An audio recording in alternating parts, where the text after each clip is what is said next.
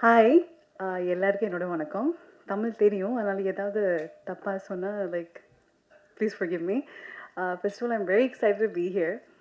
இந்த டீம் கூட ஒர்க் பண்ணதே என்னோட என்ன சொல்ல ஒரு மெமரபிளான எக்ஸ்பீரியன்ஸ்.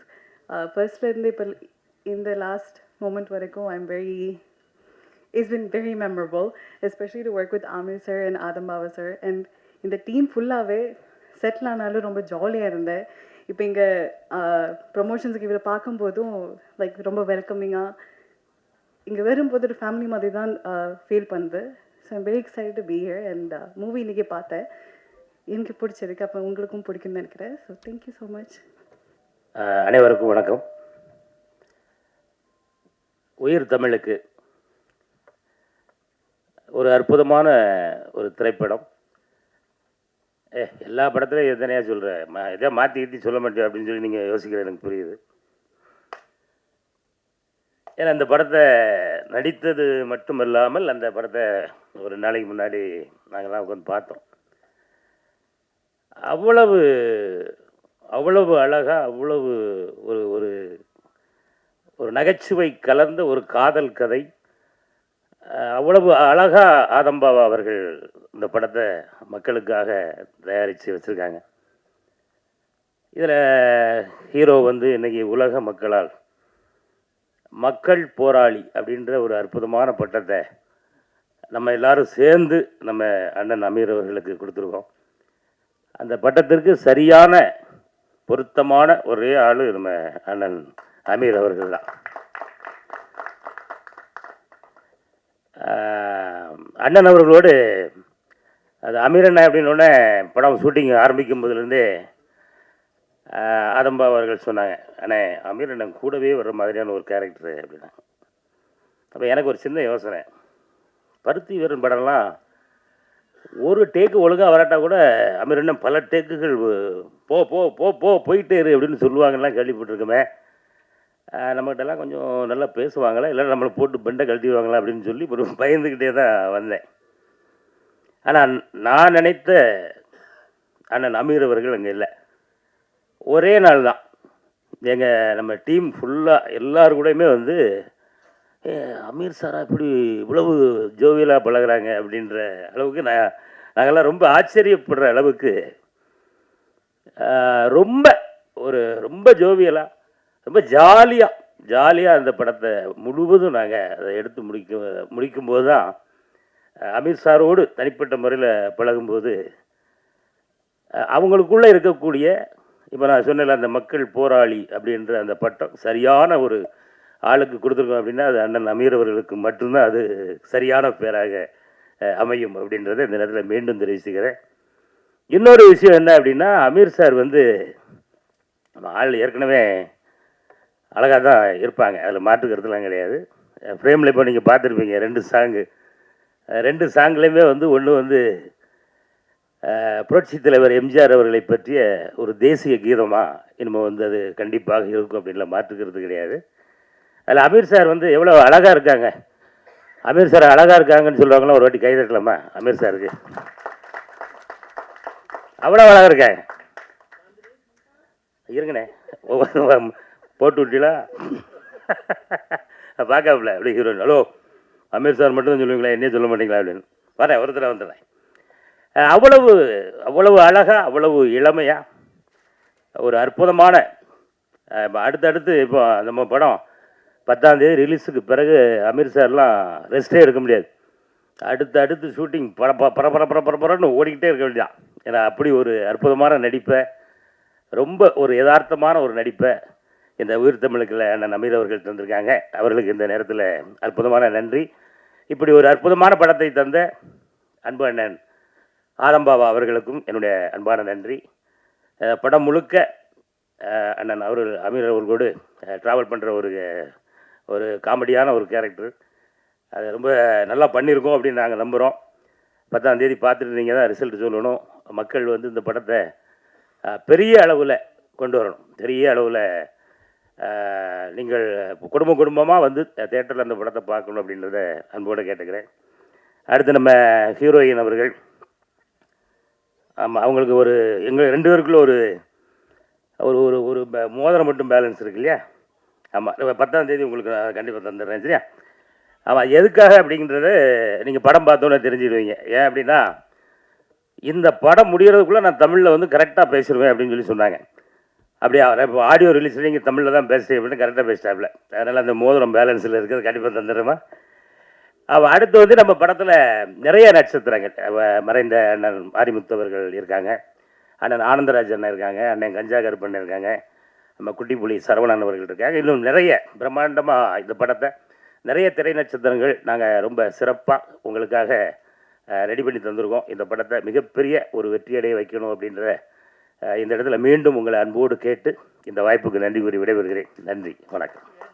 ஏற்கனவே மறந்த நட்சத்திரம்னு சொல்லிட்டு போயிட்டார். நல்ல நல்ல வேலை என் வீட்டுக்கு வந்து என் போட்டோவை போட்டு ஒரு மாலையை போடாமல் விட்டாரு. அதே பெரிய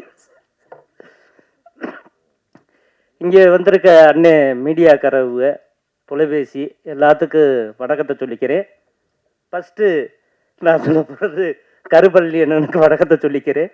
அதே மாதிரி எங்கள் இயக்குனர் அண்ணன் அமீர் அவர்களுக்கு வணக்கத்தை சொல்லிக்கிறேன். அதே மாதிரி பிரபாகர் அண்ணனுக்கு வணக்கத்தை சொல்லிக்கிறேன். இமான் அண்ணாச்சி அண்ணனுக்கு வணக்கத்தை சொல்லிக்கிறேன். ரமேஷ் அண்ணனுக்கு வணக்கத்தை சொல்லிக்கிறேன். அப்பா பாடுகிறா, நீங்கள் பேரை ஊரை மாற்றி சொல்லிவிட்டி, அதே கோவத்தில் பேசினே என்னை மன்னிச்சுக்கிறீங்கப்பா, அதையும் வணக்கத்தை சொல்லிக்கிறேன்.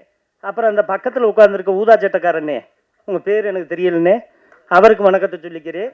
அதே மாதிரி பாபா அண்ணனுக்கு இயக்குனர் தயாரிப்பாளர், அவருக்கு வணக்கத்தை சொல்லிக்கிறேன். அதே மாதிரி அக்கா கீருணி அக்காவுக்கும் வணக்கத்தை சொல்லிக்கிறேன். ஆமாம், சிஸ்டர் சாந்தினி அக்காவுக்கு வணக்கத்தை சொல்லிக்கிறேன். சரி, சாந்தினி மேடமுக்கு வணக்கத்தை சொல்லிக்கிறேன். அதே மாதிரி சா சா சா ஏம்மா, நான் என்ன பள்ளிக்கூடத்துலையா படிக்க வந்திருக்கேன், என்னைய போட்டு பாடாப்படுத்துற, என் வார்த்தையே அதானம்மா. அது சா சா சாந்தினி, கரெக்டா? சந்தினியா?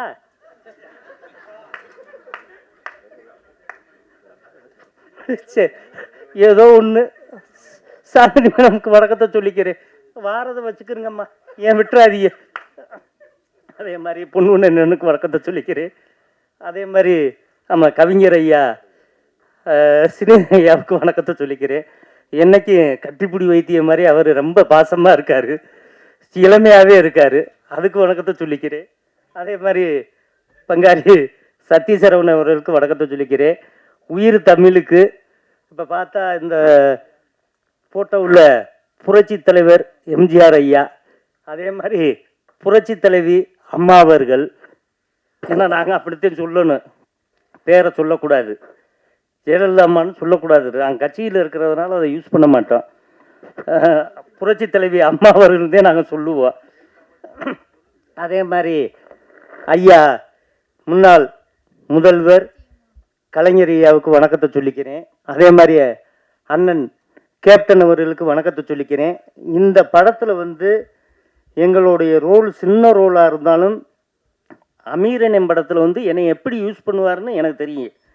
ஒவ்வொரு கேரக்டரும் செதுக்கி வைப்பார், அதே மாதிரி அடித்து என்கிட்ட வந்து வேலை வாங்குவார். அப்படிப்பட்ட இது இந்த நேரத்தில் அவருக்கு ஒரு டைட்டில் நான் கொடுக்கணும். ஏன்னா எனக்கு வாழ வந்தான்னு பேர் வச்சு வாழ்ந்துக்கனான்னு வழியை காட்டினார். அதே மாதிரி இந்த இடத்துல புரட்சி வேந்தன் அண்ணன் அமீர் அவர்கள் வணக்கம். இந்த வேந்தன் வந்து பெரிய வெற்றி மாலை ஆகணும், நிறைய படங்கள் அவர் பிஸியா இருக்கணும், நிறைய படங்கள் எடுக்கணும், அதுல என்னைய காமெடியை நான் போடணும், அதே மாதிரி சாந்தினி மேடமையும் போடணும். அப்போ நான் வந்து இப்போ நடிக்கணும்னு நான் கடவுள்கிட்ட வேண்டிக்கிறேன். நன்றி, வணக்கம். காலத்தின் பேரன்பும் பெரும் ஆசீர்வாதங்களும் நம் அனைவருக்கும் முழுமையாக கிடைக்கட்டும். உங்கள் அனைவருக்கும் என் அன்புகளும் இந்த நிகழ்விற்கு என்னுடைய வாழ்த்துக்களும். 2005 ராம் திரைப்படம், அதில் என் துணைவியார் வந்து ஒரு மிக முக்கியமான கேரக்டரில் நடிச்சிருந்தாங்க. அந்த திரைப்படம் கொடைக்கானலில் படப்பிடிப்பு போயிட்டாங்க. அங்கிருந்து பல நாள் எனக்கு ஃபோன் பண்ணி பேசுவாங்க. ராத்திரி 2 மணிக்கு ஜீவா எண்ணெயை வச்சு குளிரில் ரத்த கலரியாக படம் எடுத்துக்கிட்டு இருக்காரு. குத்துப்பட்டு கிடக்க ஷிஃப்டிங் சொல்கிறாரு. அதுக்கு பிறகு என்னங்க இவர் என்ன இப்படி வந்து மாட்டிக்கிட்டனே அப்படின்னு ரொம்ப அங்கேருந்து ஃபோனு. எனக்கு அமீரை பற்றி முன்னாடியெல்லாம் எனக்கு தெரியாது, ஏன்னா அது பழக்கம் இல்லை, நட்பும் இல்லை. நான் சொன்னேன், இல்லை ஒரு இயக்குனர் அது ஏதோ ஒரு மூடில் எடுக்காரு, நம்ம அது வந்து இந்த பக்கம் பொண்டாட்டி நடிகை, அந்த பக்கம் ஒரு செஞ்ச தொழில் இயக்குனருடைய அந்த மனநிலை, இந்த ரெண்டுக்கு நடுவில் சித்திக்கிட்டு நான் இயக்குனர் பக்கம் பேசினா நீங்கள் எப்போதுமே டெக்னீஷியனை தான் பேசுவீங்கன்னு ஃபோனை வச்சுருவாங்க. சரி, இவங்களுக்கு ஆதரவு தோணுனா நம்ம உள் மனசாட்சி குத்திக்கிட்டே இருக்கும். என்னடா இது இப்படி ஒரு இவங்களை வந்து நம்ம பொய்யா சொல்ல வேண்டியது, சமாதானப்படுத்த வேண்டியதே இருக்கேன்னு. அந்த திரைப்படம் பண்ணிக்கிட்டு இருக்கும்போது அவர் தான் தயாரிப்பாளர். சசி வந்து அதில் உதவியாளராகவும் அசோசியேட்டாகவும் இருந்தவர். சசிக்கு வேலை அசோசியேட் ப்ளஸ் அங்கிருந்து கீழே வந்து மதுரையில் பணம் பரட்டிக்கிட்டு போய் மேலே ஷூட்டிங். ஒரு நாள் திடீர்னு ஷூட் இல்லை அப்படின்னா கொடைக்கானலில் பணமும் இல்லாமல் என்ன பண்ணுவாங்கன்னா ஷூட்டிங் கேன்சல் பண்ணிவிட்டு அங்கே இருப்பாங்க. பதட்டமே இல்லாமல் ஷூட்டிங் போயிட்டு சொல்லுவாங்க என் துணையார் அங்கேருந்து, என்னங்க கொஞ்சம் கூட இவ்வளவு செலவு நடக்கு, இவ்வளவு இருக்குது, ஆனால் வந்து ஷூட்டிங் கேன்சல் பண்ணிவிட்டு அவங்க பாட்டுக்கு ரெஸ்ட் எடுத்துக்கிட்டு இருக்காங்க பதட்டமே இல்லாமல் அப்படின்னெல்லாம் பதறுவாங்க. இப்படித்தான் எனக்கு அமீர் அவர்களை பற்றி தெரியும். அந்த திரைப்படம் வந்தபோது ஒரு படைப்பாளியாகவும் என்னால் அமீர் அவர்களை உணர முடிந்தது. அதனுடைய தொடர்ச்சியாக சேலத்தில் அவர் ஒரு விருது வாங்கிறதுக்கு ராம் திரைப்படத்துக்காக சேலத்துக்கு வந்திருக்காரு. நானும் அந்த கலையிரவில் ஒரு ஸ்பீச் கொடுக்கறதுக்காக அங்கே போயிருக்கேன். 2 பேரும் அங்கே தங்கும்போது சமுத்திரக்கனி அமீர் அவர்கள் அங்கே வந்திருந்தாங்க. அங்கே தான் எங்களுடைய சந்திப்பு நடந்தது. அப்போ சொன்னார், நான் பருத்திவீரன் திரைப்படம் பண்ணுறேன், நான் அப்போ கொஞ்சம் முடியெல்லாம் நீளமாக வளர்த்திருந்தேன், அதை பார்த்துட்டு இந்த ஒரு கேரக்டருக்கு நீங்கள் பண்ணுறீங்களான்னு என்ன கேட்டார். எனக்கு பளீர்னு ஞாபகம் வந்தது என் துணைவியாருடைய சம்பவங்கள். ஆகா, ஏற்கனவே ஒரு குடும்பத்தையே வச்சு செய்கிறதுன்னு முடிவு பண்ணிட்டார் போல் இருக்கு அப்படின்னு நினச்சிக்கிட்டு இருந்தேன். அதுக்கு பிறகு அந்த திரைப்படத்தில் நான் உள்ளே போய் பங்களிப்பு செஞ்சேன். அந்த பங்களிப்பு எனக்குள்ள ஒரு அவருக்கும் எனக்கும் ஒரு நட்பாக மாறியது. நடிகன் இயக்குனர் என்பதை தாண்டி ஒரு நட்பாக மாறியது. அந்த திரைப்படத்திலும் பல பிரச்சனைகள். ஃபர்ஸ்ட் ஷெட்யூல் போயிட்டு வந்தோம். அப்புறம் ஒரு சைப்ரஸ் ராம் திரைப்படத்துக்கு சைப்ரஸ் கார்த்தி அவரும் போய் விருதெல்லாம் கலந்துட்டு வந்தாங்க. பார்த்தா செகண்ட் ஷெட்யூல் நகர்ற மாதிரியே தெரியல. முடியெல்லாம் வளர்ந்து சாமியார் லெவலுக்கு பெருசாக போயிடுச்சு எங்களுக்கு. அப்போ என்ன அப்படின்னு விசாரித்தா திரைப்படத்தில் அவர் வந்து தயாரிப்பாளராக, அடுத்த ஷெட்யூல் தயாரிப்பாளராக களமிறங்குறாரு. அதே படத்தை டேக் ஆஃப் ஆகுது. போனால் மறுபடியும் அதே தான், 4 நாள் ஷூட், 1 நாள் ரெஸ்ட் இருக்கும். வஞ்சகமே இல்லாமல் திரைப்படத்தை எடுத்துக்கிட்டு இருக்கிற ஒரு இயக்குனர். கஷ்டங்கள் இருக்குது, போராட்டங்கள் இருக்குது. ஆனால் அவருடைய பாதையை விட்டு விலகினதான் எனக்கு தெரியல. அந்த திரைப்படம் சார்ந்த காலகட்டத்தில் ஒரு நடிகனை கடந்து நானும் அவரும் ஒரு நட்பு ரீதியாக உரிமையோடு பேசிக்கொள்ளக்கூடிய ஒரு நபராக நானும் அவரும் எப்போதுமே இருந்திருக்கோம். நான் உரிமையோடு பேசுவேன், அந்த உரிமையை அவர் நட்பாக எடுத்துக்கொள்வார். இதுதான் எங்களுக்குள்ளே இருந்தது. அதில் நல்லது கெட்டது, தனிப்பட்ட வாழ்க்கை, சமூக வாழ்க்கை எல்லாமே கலந்திருக்கும் அந்த விவாதத்துக்குள்ள.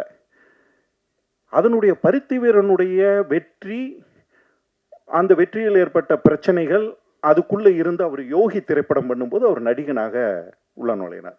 எனக்கு ஒரு நடிகனாக அவரை ரொம்ப பிடித்த படம் வந்து யோகின்னு சொல்லுவேன். யோகியில் பார்த்தீங்கன்னா எல்லா டைமென்ஷனும் இருக்கும். ஒரு ஒரு ஒரு கதாபாத்திரத்துக்கு ஒரு நடிகன் தன்னை தானே செதுக்கிக்கிட்டு இந்த மீடியாவுக்குள்ளே வரும்போது அவர் வந்து முழுமையாக அந்த திரைப்படத்தில் வேலை செஞ்சார். அதுவும் அப்படி தான், சின்ன படமாக எடுப்போம்னு ஆரம்பித்து அதுவும் அதே போல தான் வழக்கம் போல் அது ஒரு மிகப்பெரிய படமாகத்தான் அது வந்து சேர்ந்தது. இப்படி தொடர்ச்சியாக அவரோடு நான் பார்த்த வரையிலும் அவருடைய வாழ்க்கையை நான் வந்து தனிப்பட்ட முறையில் நான் பேசும்போது எல்லாரும் திரைப்படத்துக்கு வந்து கெட்டு போவாங்க. ஊரில் நல்ல பையனாக அப்பா அம்மா வளர்த்தன பையனாக இருப்பாங்க. திரைப்படத்துக்கு வரும்போது ஒரு பழக்க வழக்கங்கள் அல்லது திரைத்துறை சார்ந்த சுதந்திரம் எல்லாம் சேர்ந்து அவங்களே கொஞ்சம் அந்த அப்பா அம்மா வளர்த்தன பையன்லேருந்து கொஞ்சம் மாறுபடுத்தி பயணிக்க வைக்கும். ஆனால் இவரை பொறுத்தவரையில் உள்டா, சென்னைக்கு வர்றதுக்கு முன்னாடி வரையில் எல்லா தப்பும் பண்ணணும் ஒரு பொறுக்கி அவர். அப்படித்தான் மதுரை வாழ்க்கை இருந்திருக்கு. ஆனால் சென்னை திரைத்துறைக்குள்ள வரும்போது மிக சிறந்த ஆன்மீகவாதியும் தனி மனித ஒழுக்கத்தோடும் இருக்கிற ஒரு பார்வைக்காக வந்துடுறார். ரொம்ப ஆச்சரியம் அது. அந்த திரைத்துறைக்குள்ள வந்த காலகட்டத்தில் இருந்து எனக்கு ஒரு ஆரம்ப காலகட்டம் தெரியல அவரை. ஆனால் ராம் அப்படிங்கிற படத்தினுடைய தொடர்ச்சி எனக்கு தெரியும் போது முன்னாடி அவருடைய வாழ்க்கையை பற்றி பாலா வந்து என்னுடைய அறை நண்பர் இயக்குனர் பாலா. அப்போ பாலாவும் இவரும் மதுரையில் நண்பர்கள். அப்போ அந்த அந்த ஒரு சுற்று வட்டத்தில் அப்படி வரும்போது எனக்கு இவங்களுடைய வாழ்க்கையை பற்றி முன்ன பின்ன தெரிஞ்சுக்கிறதுக்கான சந்தர்ப்பங்கள் அமையுது. அப்படி பார்த்தா மதுரை வரையிலும் ஒரு வாழ்க்கை, மதுரைக்கு பிறகு பாட்ஷா மாதிரி இவர். ஃபர்ஸ்ட் பார்ட் ஒன்று, செகண்ட் பார்ட் ஒன்று. அப்போ செகண்ட் பார்ட் எடுக்கும்போது நான் பழக்கங்கள் அங்கே தான் எனக்கு வருது. தனி மனித ஒழுக்கமும் இறை அச்சமும் ஒரு நேர்மையாக தன்னை பயணித்து கொள்ள வேண்டும் என்கின்ற அந்த பார்வையும் அவருக்குள் தொடர்ச்சியாக இருந்திருக்கு. நான் இதுவரையிலும் அவர் பார்த்துக்கிட்டு வந்ததில்லை. அவர் அந்த பார்டரை எதுக்காகவும் கடக்க விரும்பல. பணத்துக்காகவோ புகழுக்காகவோ அல்லது இதை விட்டால் நமக்கு கிடைக்காது அல்லது அவங்க மேல பொறாமைப்பட்டோ. நான் பகிர்ந்துகிட்ட வரையிலும் இவ்வளவு ஒரு கட்டுக்கோப்பான ஒரு நபர் இதை செய்திருக்க வாய்ப்பே இல்லை, இதற்கு துணை போயிருக்க வாய்ப்பே இல்லைன்னு நான் உறுதியா நம்புறேன். அந்த நம்பிக்கை வெறும் ஏதோ பழக்கத்துக்காக இல்லை. நான் ஒரு பார்வை, ஒரு சமூக பார்வையாகவும் ஒரு சமூகத்தினுடைய நபர்களை அப்சர்வ் பண்ற பார்வையிலையும் பார்க்கும்போது எனக்கு அது ரொம்ப தோணிக்கிட்டே இருக்கும். அப்போ இந்த இந்த சம்பவங்கள் நடக்கும்போது அல்லது இந்த சம்பவத்தினுடைய மையப்புள்ளியாக சில விவாதங்கள் வரும்போது அவருடைய அலுவலகத்தில் நான் போய் நோன்பு கஞ்சி குடிச்சிட்டு அவங்களோட உட்காந்து அதே போல முன்னாடி எப்படி இருப்போமோ யதார்த்த லைஃப்ல அதே போல சிரிச்சு காமெடி பேசி கும்மாளமாக இருந்துட்டு தான் வர்றோம். அந்த லைஃப் தான் தொடர்ந்தது. பதட்டம் இல்லை. ஒரு ஒரு இவ்வளவு பெரிய பிரச்சனையெல்லாம் இல்லது இவ்வளவு ஒரு பெரிய அட்டாக், நம்ம எதிர்பாராம ஒரு பெரிய அட்டாக் வந்து நம்மளை தாக்கும் போது நம்மளாம் நிலை குலைந்து போயிடுவேன். நானெல்லாம் இருந்தால் செதஞ்சிருவேன். உண்மையை சொல்ல போனால் என்னையெல்லாம் 10 பேர் ஆறுதல் இலவுடு மாதிரி எதையாச்சும் சொன்னா தான் நான் தாங்குவேன்னு நினைக்கிறேன். ஆனால் அவர் மிக நிதானமாக தன் மேல் இருக்க மிகப்பெரிய நம்பிக்கையோடு அதை கடந்து சென்ற விதம் இருக்கு இல்லையா. எனக்கு வந்து இஸ்லாம் நான் வந்து மார்க்கமாக பின்பற்றிய அந்த சமூகத்துக்குள் இல்லை என்றாலும் இஸ்லாத்தை நான் படித்தவன், புரிந்து கொண்டவன். குறிப்பாக நபிகள் நாயகத்தினுடைய வாழ்க்கை, உமர், அபுபக்கர், இப்படி நான் பலதில் சொல்லுவேன். பக்ரு போர்னு ஒரு போர் வந்து இஸ்லாத்தில் மிக முக்கியமான அந்த காலகட்டத்தில் மிகப்பெரிய போர். அது அங்கே வந்து நபிகள் நாயகம் வந்து அந்த போரை அணுகிய விதமும் அந்த கால சூழ்நிலையில் நபிகள் நாயகத்தினுடைய மனநிலையும் எனக்கு இந்த சந்தர்ப்பத்தில் இருக்கும்போது அதையெல்லாம் நான் உதாரணங்களாக அப்படி ஒப்பிட்டு பார்க்குற அளவுக்கு எனக்கு சந்தர்ப்பங்கள் அமைஞ்சது இங்கே பார்க்கும்போது. அந்த சூழ்நிலையில் இந்த திரைப்படம் வந்து நான் இந்த திரைப்படத்தில் நடித்தேன்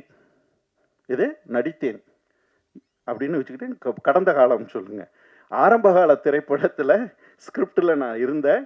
தேனியில் ஷூட் பண்ணப்பட்டது. முதல் ஷெட்யூலில் நான் போய் நடித்தேன். பாபா எனக்கு பணமெல்லாம் கொடுத்து கூட்டிகிட்டு போய் நல்ல ரூம் போட்டு நடித்தோம். இப்போ கதை நாயகி இருக்காங்களே, அவங்களுக்கெல்லாம் இப்போ என்னை ஞாபகப்படுத்தி பார்த்தா தெரியுமான்னு கூட தெரியல. அந்த சூழ்நிலையில் ஃபர்ஸ்ட் ஷெட்யூல் வந்து ஒரு கதையே வந்து ரொம்ப ஒரு கிராமத்துக்குள்ளே நடக்கிற ஒரு அரசியலை மட்டும் மையப்படுத்தி ஒரு ஸ்கிரிப்ட் இருந்தது. சுவாரஸ்யமாக, ஹியூமராக எல்லாம் அப்படியெல்லாம் மிக்ஸ் பண்ணி தான் அந்த கதைக்களம் இருந்தது. உண்மை சரியாக சொல்ல போனால் பாக்யராஜ் சாருடைய ஆரம்பகால படங்கள் இருக்கும் இல்லையா, அந்த பேட்டர்னில் இருந்தது அந்த ஸ்கிரிப்ட். ஆனால் அந்த ஸ்கிரிப்டை எடுத்து போயிட்டு ஃபர்ஸ்ட் ஷெட்யூல் முடிச்சு வரும்போது இந்த ஸ்கிரிப்ட் என்ன டிமாண்ட் பண்ணுதுன்னா, இதே கதைக்களம் கொஞ்சம் பிரமாண்டப்படுத்திக்கணும், அதில் இன்னும் கொஞ்சம் அரசியல் தளமெல்லாம் உள்ள ஏற கிராமத்திலிருந்து கதை கொஞ்சம் விரிவடையும் போது எங்கள் கேரக்டர்ஸை அதுக்கு பிறகு டெவலப் பண்ண சூழ்நிலை இல்லை. ஆனால் அந்த இருக்கிற கேரக்டர்ஸை வச்சோம்னா ஏதோ நடிகர்கள் ஒரு சீன் 2 சீன் மட்டும் வந்து போவாங்க. அது வந்து ஸ்கிரிப்டுக்கு ரொம்ப பாதிப்பு ஏற்படுத்தும்னு எங்கள் கேரக்டர்ஸையும் முழுமையாக அந்த இடத்துல விடுபட்டு போயிடுச்சு. ஆனாலும் நான் அந்த திரைப்படத்துக்குள்ளே நடிக்கிறேன் அப்படிங்கிறதுக்காக இந்த திரைப்படத்தில் வந்து உறவுகள்லாம் கிடையாது. எனக்கு நண்பர்கள் செய்கிறாங்க, அதை வந்து எனக்கு முடிஞ்சால் நான் நடிகனாக பங்களிப்பு செய்கிறேன், இல்லைன்னா நட்பாக பங்களிப்பு செய்ய போகிறோம். அதை தாண்டி அந்த திரைப்படத்தினுடைய படப்பிடிப்புக்கோ அதுக்கும் நான் போகிற சந்தர்ப்பம் எனக்கு அமையலை. ஆனால் இந்த படத்தை முழுமையாக முடித்து நான் பார்க்கும்போது ஆதம் பாவா இதில் மிகப்பெரிய ஒரு போராளியாக இருக்காப்புல. ஏன்னா ஆரம்பிக்கும் போது ஒரு சின்ன பட்ஜெட் படம்னு நினச்சி உள்ளே நுழைஞ்சிருக்கலாம். ஆனால் அதுக்கு பிறகு இந்த படத்தை 3-4 கட்டங்களாக அது அந்த அந்த கதையை வந்து விவரித்து வேற ஒரு தளத்துக்கு போகும்போது எல்லா ஃப்ரேம்லேயுமே பெரிய தயாரிப்பாளராக இருந்தால் மட்டும்தான் அவ்வளோ செலவு செய்ய முடியும். எல்லா கூட்டம், காரு, ஆட்கள், அது வந்து அவ்வளோ சீக்கிரம் வந்து நம்மளால் ஏற்று செலவு செய்ய முடியாது. ஆனால் பாவா ஒரு தயாரிப்பாளராகவும் இயக்குனராகவும் இருந்து இந்த ஸ்கிரிப்டை சரியாக இப்படி தான் பண்ணணும், பார்த்துருவோம் அப்படின்னு மிகப்பெரிய போராட்டத்துக்கு இடையில் இந்த படத்தை முழுமை செய்திருக்கிறார்கள். இந்த திரைப்படத்தில் பங்கேற்ற அனைவருக்கும் என்னுடைய அன்புகளும் வாழ்த்துக்களும். காலம் மறுபடியும் இவர்களுக்கு தனது பேரன்பையும் பெரும் ஆசீர்வாதத்தையும் வழங்க வேண்டும். இது வந்து வெற்றியை நோக்கி முழுமையாக பயணித்து அவர்களுக்கு தொடர்ந்து கலைத்துறையில் அடுத்தடுத்த நிலைக்கு செல்கின்ற வாய்ப்புகளை வழங்க வேண்டும் என்று ஆசைப்பட்டு விடைபெறுகிறேன். நன்றி, வணக்கம். எல்லோருக்கும் வணக்கம். இந்த படத்துக்குள்ளே நான் படம் முடிந்த பிறகு தான் அந்த படத்துக்குள்ளே நான் வந்தேன். அதுவும் அந்த படத்துடைய கதை நாயகன், என்னுடைய ஆஸ்தான இயக்குனர் அமீர் அவர்கள் வந்து இந்த படத்தை ஒரு ப்ரொமோஷன் சாங் மாதிரி பண்ணணும்னு சில காட்சிகள் போட்டு காமிச்சார். அதை பார்த்தும்போதே எனக்கு தோணுச்சு, மீண்டும் ஒரு அமைதி படம் மாதிரி ஒரு படம் அமைஞ்சிருக்கு அப்படிங்கிற ஒரு இருந்துச்சு. ஏன்னா அரசியல் நக்கல்ங்கிறது ரொம்ப ரசிக்கக்கூடியதாக இருக்கும். எனக்கு தெரிஞ்சு நான் கடந்து வந்ததில் வந்து அமைதிப்படைக்கு அப்புறம் அவ்வளோ நக்கல் அல்லது கிண்டல் கேலிகள் பெரும் கருத்தை கூட நகைச்சுவையாக கொடுக்கக்கூடிய ஒரு கதைக்களம் இது வரைக்கும் அமையல்னு நினைக்கிறேன். ஆனால் அந்த குறையை வந்து நிச்சயமாக உயிர் தமிழுக்கு சரி செய்யுங்கிற நம்பிக்கை எனக்கு இருக்குது. ஏன்னா சில காட்சிகள் பார்க்கும்போது அதுக்கப்புறம் தான் அந்த பாட்டு எழுத ஆரம்பித்தோம். ஓட்டு கேட்டு வருவாங்கன்னு சொல்லிட்டு அந்த பாட்டை கேட்டோம். எனக்கு முன்னாடி பேசின எஸ்ஆர் பிரபாகரன் சொன்னது மாதிரி இங்கே அவர் இயக்குனர் நடிகர் அப்படிங்கிறதை மாரி இந்த மேடைக்கு வந்திருக்கிறவர்கள் எல்லாமே இயக்குனர் அமீரோடைய நண்பர்களாக தான் வந்திருக்கோம். நாங்கள் என்னென்னு கேட்டிங்கன்னா, அவர் ஒரு படைப்பாளிங்கிறது நாங்கள் சொல்லி நிரூபணமாக வேண்டிய அவசியம் இல்லை. ஏன்னா அவர் அந்த படைப்பு களத்தில் அவர் நிரூபிச்சிருக்கிறார். அது அதிகப்படியான படைப்புகள் இருக்கவில்லையோ, ஆனால் ஆளுமையான படைப்புகளை தமிழ் சினிமாவில் அசைக்க முடியாமல் கொடுத்துருக்கிறாரு. அதனால் வேண்டி இங்கே வந்தது எல்லாமே நட்பு. அவர் அந்த நட்பு அதை வந்து ரொம்ப ஸ்ட்ராங்காக செய்வார். அதே மாதிரி இன்னொன்று, எனக்கு நான் நிறைய நண்பர்கிட்ட சொல்லிகிட்டு இருப்பேன், எப்போ பார்த்தாலும் அமீர் சார் ரொம்ப சீரியஸாகவே இருக்கார். நக்கல் பிடிச்ச மனுஷங்க அந்த ஆள்கிட்ட பக்கத்தில் உட்காந்தா சிரிச்சுக்கிட்டே இருக்கும், வயிறு வலிச்சிருங்க, கேட்க மாட்டாங்க. இந்த 2 பாட்டு பார்த்தாலே அவங்களுக்கு தெரிஞ்சிருக்கும்னு நினைக்கிறேன். அப்போ தான் எனக்கு மறுபடியும் சத்யராஜ் சொன்ன ஞாபகம் தான் வந்துச்சு. சத்யராஜ் சார் சொன்ன அந்த டயலாக்கை மறுபடியும் மாற்றி சொல்லணும் போல தோணுச்சு. பாண்டியர் பரம்பரையில் ஒரு எம்எல்ஏ அப்படிங்கிற மாதிரி அந்த நக்களை படம் முழுக்க அள்ளி இறைச்சிருப்பாங்க. இந்த படம் இந்த இடத்துக்கு வர்றதுக்கு காரணம் இயக்குனரும் தயாரிப்பாளர்னா ஆதம்பாவா அவர்கள் தான் அப்படின்னு பொன்னொன்னு சொன்னாக்க அது உண்மைதான். ஏன்னா பல காலகட்டங்களில் அதை பொத்தி குழந்த மாதிரி அதை வச்சுருந்துட்டு இந்த நேரத்தில் அண்ணன் பொன்னொன்னு சொன்னது மாதிரி இந்த களத்தில் இந்த படத்தை கூட நிறுத்தினதுக்காக வேண்டி நாங்கள் எங்கள் ஆருயிர் நண்பர், எங்கள் இயக்குனர், எங்கள் அண்ணன், எங்கள் முன்னோடி என்று எல்லா வகையிலுமே முன்னிறுத்தக்கூடிய இயக்குனர் அமீர் சார்பாக நாங்கள் எல்லாருமே ஆதம்பாவா அவர்களுக்கு தான் நன்றி சொல்ல வேண்டியிருக்கிறது. ஏன்னா இந்த நேரத்தில் நம்ம எல்லாருமே அவர் இதுக்கெல்லாம் அசரும் மனுஷெல்லாம் கிடையாது. இந்த பிரச்சனையெல்லாம் வரும்போது உடனே மறுநாள் அன்னைக்கே ஃபோன் பண்ணுறேன், எங்கே இருக்கீங்க, ஆஃபீஸில் இருக்கேன் வாங்கங்கிறாரு. எந்த பதட்டமே எதுவுமே கிடையாது. அதே மாதிரி திடீர்னு ஒரு நாள் ஒரு 2 மணி 3 மணிக்கு நான் ரெக்கார்டிங் முடிச்சுட்டு வர்றேன், அவர் காரில் ஃபேமிலியோட போய் சாப்பிட்டுட்டு வந்துட்டுருக்காரு.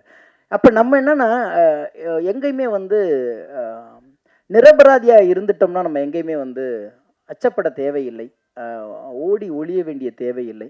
ஆனால் பல்வேறு ஊடகங்கள் பல்வேறு மாதிரி சித்தரிக்கப்பட்ட போதெல்லாம் ஒரு மனிதன் அமைதியாக இருக்கிறதுனாலேயே என்ன வேணாலும் பேசுமா இந்த உலகம் அப்படின்னு ஒரு பெரிய வருத்தம் அந்த காலகட்டத்தில்.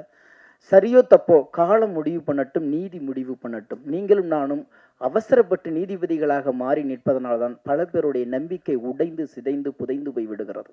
அதை ஒருபோதும் செய்யக்கூடாது. நம்மளால் ஒரு சின்ன புழுவுக்கும் ஒரு புல்லுக்கும் கூட நம்பிக்கை தருவதற்கான அருகதை இல்லாத போது ஒருவனுடைய நம்பிக்கையை குலைப்பதற்கான வேலையை ஒருபோதும் நாம் செய்கிறது தான் இந்த மானுடத்துக்கு செய்கிற மிகப்பெரிய துரோகம். முடிஞ்சால் நம்பிக்கையை கொடுக்கணும், இல்லை விலகி நிற்கணும், இல்லை வழி விடணும். ஒருத்தனை அடித்து கீழே குனியலாம், ஏதாவது அந்த மூக்கு தரையில் படுற வரைக்கும் குனியலாம். ஆனால் குழியை தோண்டிக்கிட்டு புதைகிற அளவுக்கெல்லாம் ஒருத்தனை குனிகிற அளவுக்கு நம்ம விரட்டக்கூடாது. ஆனால் அப்படியெல்லாம் இருந்தால் கூட மீண்டும் மீண்டும் மீண்டும் புதைக்கப்பட்ட விதைகளை முளைக்கப்படுகிறது மாதிரி அவர் எப்போதுமே எழுந்து நிற்பார். எப்போதுமே இன்னைக்கு எழுந்து இந்த களத்துக்கு இந்த இடத்துக்கு வந்திருக்காருன்னா எனக்கு தெரியும். ஏன்னா இவர்கள்லாம் நட்பு ரீதியாக பயணப்பட்டாலும் அண்ணன் கருப்பழனியப்பனுக்கும் எனக்கும் தெரியும். அவரோட நிறைய காலகட்டங்களில் கூட நாங்கள் இருந்திருக்கோம். அதெல்லாம் எதற்கும்லாம் அசர மனுஷன் கிடையாது. அந்த அந்த அளவுக்கு வந்து நின்றுருக்காரு. கண்டிப்பாக காலமும் இறைவனும் அவருக்கான ஒரு பெரிய விடியலை கொடுக்கும். இந்த படத்தை பொறுத்த வரைக்கும் நிச்சயமாக அரசியலை வந்து ரொம்ப வலுவாக நகைச்சுவையாக பேசியிருக்கிறது. ஏன்னா மிகப்பெரிய உலக வரலாறுகளையும் உலக அரசியல்களையும் நகைச்சுவை மூலியமாகத்தான் நம்ம வந்து இந்த படைப்புகள் கொடுத்துருக்கு. அதுக்கு ஒரு மிகப்பெரிய உதாரணமே சார்லி சாப்ளின் வந்து ஹிட்லரை கூட அவ்வளவு தூரம் சட்டையர் பண்ணி எவ்வளோ நகைச்சுவை பண்ணியிருக்காரு, எவ்வளோ பெரிய கருத்துக்களை எடுத்து கேலி கிண்டலுமாக இந்த படைப்புலகத்தில் தெளிச்சிருக்காருங்கிறது நம்ம எல்லாத்துக்குமே தெரியும். அந்த அளவில் பெரும் கருத்துக்களை கூட முகம் சுளிப்பார்களோ என்ற பயப்படுகிற கருத்துக்களை கூட நகைச்சுவையாக சொல்லும் பொழுது அதை இலகுவாக மக்களுக்கு கடத்த முடியும். அந்த ஒரு வித்தையை ஆதம் பாவா அவர்கள் இந்த படத்தில் அமீர் அவர்களை வைத்து நகர்த்தியிருக்கிறாரு.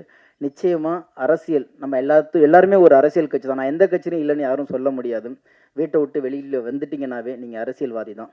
வேணா உங்களுக்கு அடையாளம் இல்லாமல் இருக்கலாம், சொல்லாமல் இருக்கலாம். எந்த அரசியலும் இல்லாமல் யாரும் வாழ்ந்து விட முடியாது. பேச பயப்படுகிறோம். பேச துணிகிறவர்கள் வீதிக்கு வருகிறார்கள். வீதிக்கு வந்தவர்கள் விமர்சனம் செய்யப்படுகிறார்கள், விமர்சனத்துக்கு ஆளாகிறார்கள். விமர்சனத்துக்கு ஆளாகி பயந்து போனவர்கள் தோற்று போகிறார்கள். துணிந்து இருந்தவர்கள் வென்று விடுகிறார்கள். அமீரும் ஆதம் பாபாவும் இந்த படத்தில் துணிந்து இருக்கிறார்கள், வெல்லுவார்கள். வாழ்த்துக்கள். ஊடகத்துறை நண்பர்களுக்கு வணக்கம். 10ஆம் தேதி உயிர் தமிழுக்கு படம் ரிலீஸ் ஆகி அந்த படம் வெற்றி பெற்று அதன் பிறகு பல படம் பண்ணி அதன் பிறகு பல இடத்துல விருது வாங்கி அதன் பிறகு பல ஹீரோக்களுக்கு கதை சொல்லி அதன் பிறகு சாய் விசித்ராவில் போய் பேச வேண்டிய பேச்சை இன்றைக்கே பேசின ஆதம் பாபாவுக்கு முதல்ல வணக்கம். இந்த அவர் சொன்ன அளவுக்கான அளவிலான படத்தில் கந்தெல்லாம் படம் பார்த்துருக்கேன். இந்த படம் என்ன அளவில் இருக்குன்னு புரியணும்ல. ஏன்னா அமீரை வந்து ஒரு சீரியஸான ஒரு ஃபில்ம் மேக்கராக நமக்கு ஒன்று தெரியும். இப்போ நம்ம ஒரு பாட்டு பார்க்குறோம் உயிர் தமிழுக்குன்னு, இது அமீருக்கான அளவு சட்டையான்னு தெரியலையே அப்படின்னு ஒன்று தோணும்ல. இந்த படத்தை எந்த அளவில் வைக்கிறது அப்படின்னு. இந்த படத்துடைய அளவு என்ன அப்படின்னா, ஆதம் பாபாவுடைய பேச்சை நீங்கள் வந்து சிரிக்க சிரிக்க கேட்டீங்க இல்லையா, அதுதான் இந்த படத்துடைய அளவு. அவர் தான் இந்த படத்துடைய. இந்த படம் எப்படி இருக்கும்னா அவருடைய பேச்சு போல இருக்கும். என்ன தோணுதோ அது அப்படியே சொல்வதாக. எனக்கு நல்லவேளை ஆதம் பாபா பேசி இந்த நிகழ்ச்சியின் இறுக்கத்தை குறைச்சான்னு நினைக்கிறேன். ஏன்னா வரலாறு பூரா நாங்கள் வந்து உயிர் தமிழுக்குன்னு படம் கடைசியில் அது உயிர் அமீருக்குன்னு ஒரு மேடையாயிரும் போல இருக்கு.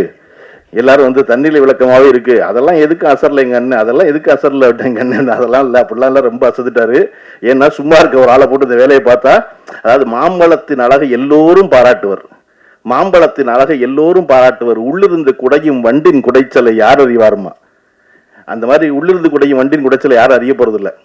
பார்க்கும்போது என்னை எல்லாரும் சொல்லுவாங்க, என்னங்க அப்படியே அமைதியாகவே இருக்கீங்க அப்படின்னு. ஆமாடா, என்னை வெளியேருந்து பார்க்கும்போது வார்த்தை பார்க்குற மாதிரி தான் இருக்கும், அமைதியாக தான் இருக்கும் எல்லாருக்கும், அப்படியே மிதந்துக்கிட்டே இருக்கு போல இருக்கு அப்படின்னு. தண்ணிக்கு கீழே பார்த்தாவில் தெரியும். அதுக்கப்புறம் கேமரா கீழே இறக்கி தப்ப தப்ப தப்ப தப்ப தப்ப தப்ப தப்ப தப்ப கால் அடிக்கிற அடி நமக்கு வார்த்தைக்கு மட்டும் தான் தெரியும். அந்த மாதிரி அதெல்லாம் நடக்கத்தான் செய்யும். இது ஒன்றும் செய்ய முடியாது. எனக்கு வந்து அமீர் அவர்களை வந்து ஒரு நீண்ட காலம்ங்கிறது நான் வந்து 15 வருஷம், அவர் சொல்கிற மாதிரி 40 வருஷம் இல்லை. எனக்கு தெரிஞ்சதுக்கான முதல் காரணம், எனக்கு அமீரின் மேல் பெரிய ஈர்ப்பு ஏற்பட்டதற்கு காரணம், நான் கல்லூரி முடித்து உதவி இயக்குனராக வந்து சேர்ந்த காலகட்டத்தில் 98லேருந்து ஒரு 2002 அந்த ஒரு 5-6 வருஷம் இருக்கு இல்லையா, அந்த காலகட்டத்தில் தமிழ் சினிமாவில் ஒரு இஸ்லாமிய பெயர் வருவதே ஆச்சரியம். எல்லா இஸ்லாமியர்கள் அதிகமாக இருந்திருக்காங்களான்னா சினிமாவில் இருந்திருக்காங்க. ஆனால் அதில் கிட்டத்தட்ட 95 விழுக்காடு பேர் ஏதோ ஒரு பொது பேரில் இருக்கோன்னு நினச்சிக்கிட்டு இஸ்லாம் அல்லாத பேர்லாம் வந்திருக்காங்க. நான் முதல்ல அமீர் பேர் தான் ரொம்ப நாள் கழித்து எம்ஏ காஜாவுக்கு அப்புறம் அமீர்னு நேரடியாக பார்க்குறேன். எனக்கு அது ரொம்ப பிடிச்சிருந்துச்சு. ஒருத்தர் தன் அடையாளத்தை மறைக்காமல் அந்த பேர், எனக்கு வச்ச பேர் அமீர் சுல்தான் தான், நான் அந்த பேரோட தான் வருவேன் அப்படின்னு. ஏன்னா எனக்கு நான் படம் போது எல்லாரும் சொன்னாங்க, கருப்புள்ளியம்மன்கிற பேர் கொஞ்சம் பழைய பேராக தெரியுது, வயசான ஆளாக தெரியுது அப்படின்னாங்க. நான் சொன்னேன், இதை விட பழைய பேர் மணிரத்னம். மணி ரொம்ப பழசு, ரத்னம் அதை விட பழசு. எடுத்த படம் தான் பேரை முடிவு பண்ண போகுது. நான் நல்ல படம் எடுத்தா என் பேர் நல்ல பேர் ஆகும், நல்ல படம் எடுக்கலைன்னா என் பேர் நல்ல பேராக இருக்காது. அதனால பேர் மாத்திர வேலை வச்சுக்காதீங்க. 35 வயசுக்கு அப்புறம் இன்னொரு பேர் கேட்டலாம் திரும்ப முடியாது இனிமே. அதனால என் அந்த பேரே வச்சுக்கலாம்னு தயாரிப்பாளர்கிட்ட சொல்லித்தான் என் பேரோட வந்தேன். அப்படி தன் பெயரோடு வந்ததுனால அமீர் எனக்கு வந்து ரொம்ப பிடிக்கும். இன்னொன்று எனக்கு ரொம்ப அமீர்கிட்ட பிடிச்சது, எந்த நேரம் எந்த காலம் எதுவாக இருந்தாலும் நீங்கள் அமீருக்கு ஒரு தொலைபேசியில் கொஞ்சம் கேவலாக ஒரு குரலில் பேசுனீங்கன்னா அடுத்த அரை மணி நேரத்தில் நீங்கள் இருக்க இடத்துல நிற்பார். என்னவோ ஒரு தேவையில் பேசுகிறான், அவன் என்னன்னு தெரியல, அவன் சொல்லலை அதை. ஆனால் அவன் எதையோ ஒன்று வேண்டான், ஏதோ ஒன்று விரும்புகிறான். நம்ம பக்கத்தில் போயிருந்தால் நல்லா இருக்கும் அப்படின்னு நினச்சி வருவது இருக்கு இல்லையா, அது நான் அவர்கிட்ட கற்றுக்கிட்ட குணம். நான் இன்றைக்கும் ராத்திரி 12 மணிக்கோ 2 மணிக்கோ யாரோ ஒருத்தர் ஃபோன் பண்ணி குரல் லேசாக உடஞ்சிச்சுன்னா பரவாயில்லன்னு எந்திரிச்சு உடனே அவரை பார்க்க போயிடுறேன். ஏன்னா மனித மனம் மிக மிக எளிமையானது, அதே சமயம் அந்த மனம் அவ்வளவு சிக்கலானதும் கூட. அப்போ அந்த சிக்கலான மனம் எப்போ எளிமையானதாக மாறுகிறது எனில், இந்த சிக்கலுக்கு நான் உன்னோடு நிற்கிறேன் என்று இன்னொருவன் வந்து நிற்கும் பொழுது அந்த சிக்கலான மனம் எளிமையானதே ஆகிவிடுகிறது. அப்படி மாபெரும் சிக்கல்களை மிக எளிமையாக்குவதற்கான வழியை நான் அமீரிடம் கற்றுக்கொண்டேன். அதை நான் செய்கிறேன். எனக்கு அதை பற்றி ரொம்ப பிடிச்சிருந்த ஒரு விஷயம். நான் இந்த மேடையில் ஜன்னாதன் இருந்திருந்தா ரொம்ப நிறைவடைஞ்சிருக்குன்னு நினைக்கிறேன். எஸ்பி ஜன்னாதன். காரணம் நானும் அமீரும் ஜன்னாதனும் எந்த நோக்கமும் இல்லாமல் பயணப்பட்டவங்க, எந்த தேவையும் இல்லாமல். வாழ்வு எப்பொழுது அழகாக மாறுகிறதெனில், எவர் உங்களிடம் எதையும் எதிர்பார்க்காமல் இருக்கிறாரோ அவரோடும், எவரிடத்தில் உங்களுக்கு எந்த எதிர்பார்ப்பும் இல்லையோ அவரோடும் இருக்கும் பொழுது அந்த வாழ்வு மிக அழகானதாக மாறுகிறது. எனக்கும் ஜன்னாதனுக்கும் அமீருக்கும் எப்பொழுதும் எந்த எதிர்பார்ப்பும் இருந்ததில்லை, எந்த வேலையிலையும். அதாவது பொதுவாக ஒரு 3 டேரக்டர் சேர்ந்து என்ன செய்வான், 3 பேர் சேர்ந்து ஒரு படம் பண்ணணும், ஒரு ப்ரொடக்ஷன் கம்பெனி ஆரம்பிக்கிறோம், நீ நடிங்கணும், நான் எடுக்கிறேங்கணும். அப்படி எதுவுமே இல்லாமல், சம்பந்தம் இல்லாமல் நாங்கள் எங்கெல்லாம் போயிருக்கோம் அப்படின்னு யோசிச்சு பார்த்தா தெற்கு வடக்கா எந்த தொடர்பும் இல்லாமல் சுற்றியிருக்கோம். முதல்ல கீழடியில் அகழ்வாராய்ச்சி பண்ணி கீழடி என்ற விஷயம் வந்து உலகத்துக்கு தெரியாமல் இருந்து அப்போ தான் ஆரம்பித்த பொழுது நானும் ஜனாவும் அமீரும் கிளம்பி கீழடிக்கு போனோம். கீழடிக்கு போய் நாங்கள் ஒன்றும் பண்ண போகிறதில்ல, அங்கே சும்மா அமர்நாத்தை போய் பார்த்தோம், இப்படி ஒரு விஷயம் நடந்திருக்குங்கிறது எதுக்குன்னு தெரியாது, சும்மா போய் அதில் தெரிஞ்சுக்கோமேன்னு போனோம். அங்கேருந்து ஒரு நாள் வந்து ஜன்னாதன் திடீர்னு வாங்கப்பா வேலூர் போவோம் அப்படின்னாரு. போவோம் அப்படின்னா. ஏன் வேலூருக்கு நானும் கேட்கல, யாரை பார்க்க போகிறோன்னு அமீரும் கேட்கல. அடுத்த நாள் காலையில் ஜனா வண்டி எடுத்துகிட்டு வந்தார். வண்டி எடுத்துகிட்டு வந்ததுக்கப்புறம் தான் தெரியும், எல்லாமே சேர்ந்து அற்புதமாக ஃபோன் பண்ணாங்க, அதனால பேரறிவாளனை பார்க்க போகிறோம் அப்படின்னு. வேலூர் சிறைச்சாலையில் போய் பேரறிவாளனோட ஒரு 3 மணி நேரம் பேசிக்கிறதுக்கு நாள் இருக்குல்ல, எனக்கு இன்றைக்கி நல்லா பசுவேன் ஞாபகம் இருக்குது. பேரறிவாளன் எதிர்பார்க்கல நாங்கள் வரணும்னு. நாங்கள் பேரறிவாளனை போய் பார்த்ததுனால அவருடைய விடுதலையை ஒன்றும் வேகப்படுத்திடல, ஆனால் ஒருத்தரை பார்க்க போகணும்னு தோணுச்சு, வாங்க போவோம்னு. அப்படி தான் கனடா போனோம். கனடா போய் நாங்கள் 3 பேருமா சும்மா தெரிஞ்சது இருக்குல்ல, அப்படி இருந்த ஒரு காலகட்டம். கனடாவிலிருந்து பேரறிவாளன் கீழடியிலிருந்து எந்த நோக்கமும் இல்லாமல் ஊர் சுற்றிட்டு இருந்தது. இந்த காலகட்டத்தில் அவர் வந்து இப்படி ஒரு படம் என்பது எனக்கோ ஜனநாதனுக்கோ ஓப்பானதாக இல்லை. எது உயிர் தமிழுங்கிற படம். இந்த இடத்துல நம்ம என்ன சொல்லணும்னா, நான் வந்து எதையோட யோசிச்சு பார்த்துக்கிறேன் அப்படின்னா, ரஜினிகாந்த் வந்து ஒரு நட்சத்திரமாக இருந்து, அதாவது நடிகராக பெயர் பெற்று நட்சத்திரமாக மாறி சூப்பர் ஸ்டாரை தொட்ட இடம். தொட்டுக்கிட்டு இருக்கும் பொழுது பஞ்சர் நாசலம் அவர்கள் வந்து ஒரு கதை சொல்கிறார். பஞ்சர்னஸ் கதை சொன்னப்போ அப்போல்லாம் என்னென்னா ரெகுலராக ரைட்டு நம்ம வேலை நம்பிக்கை உள்ள ஒருத்தர் கதை சொல்கிறாரு. அந்த கம்பெனி படம் பண்ணுற முடிவு பண்ணியாச்சு. ஒரு வரி கதை கேட்டுக்க போகிற போய் பாங்குரோட சாயந்தரம், அவ்வளோதாங்க இருந்த காலகட்டம் நடிகர்கள். அப்படி இருந்த பொழுது சரி நடிக்கிறேன்னு சொல்லியாச்சு. ரஜினிகாந்த் படம் ஆரம்பிச்சாச்சு. படம் ஆரம்பிச்சு ஒரு 5-6 நாள் படப்பிடிப்பு முடிஞ்சோன்னு ரஜினிகாந்துக்கு தெரியுது, ஆகா நம்மளை வச்சு செய்கிறாங்க, இது வேலைக்கு ஆகாது இந்த படம் அப்படின்ட்டு. ஆனால் அது யார்கிட்ட சொல்கிறது, பஞ்சன் தான் நடிக்க சொல்லியிருக்காரு. அவருடைய தயாரிப்பு பஞ்சனை கூப்பிட்டு, இது வந்து ஒன்றும் தேடுற மாதிரி தெரியல, இது எனக்கான படமாக இல்லை அப்படின்னொன்னே பஞ்சனை வந்து ஏன் அப்படின்னு, இல்லை என்னையை வச்சு இதெல்லாம் எடுத்துக்கிட்டு இருக்கீங்க, அந்த படம் தம்பிக்கு இந்த ஊர், என்னையை வச்சு இந்த படமெல்லாம் இப்படிலாம் எடுத்துக்கிட்டு இருக்கீங்க, மாட்டு வாழை தூக்கி நான் மணி பார்க்குறேன், சாணி வச்சு ராட்டி தட்டுறேன், நீங்கள் ஏதோ காதல் கதை, நீங்கள் மாதவி இருக்காங்க, நீங்கள் அப்பா சண்டே, நீங்கள் அதெல்லாம் ஒன்றும் பெருசாக நிற்கிற மாதிரி தெரியல, நான் தாங்குவேனா இதுக்கெல்லாம் அப்படின்னோடனே பஞ்சனை சொன்னார், ரஜினி எல்லா ஹீரோவுக்கும் 2 சண்டை வைக்கிறோம், அதிகபட்சம் 3 சண்டை, நீ ஆக்ஷன் ஹீரோங்கிறனால உனக்கு 5 சண்டை வைக்கிறோம்.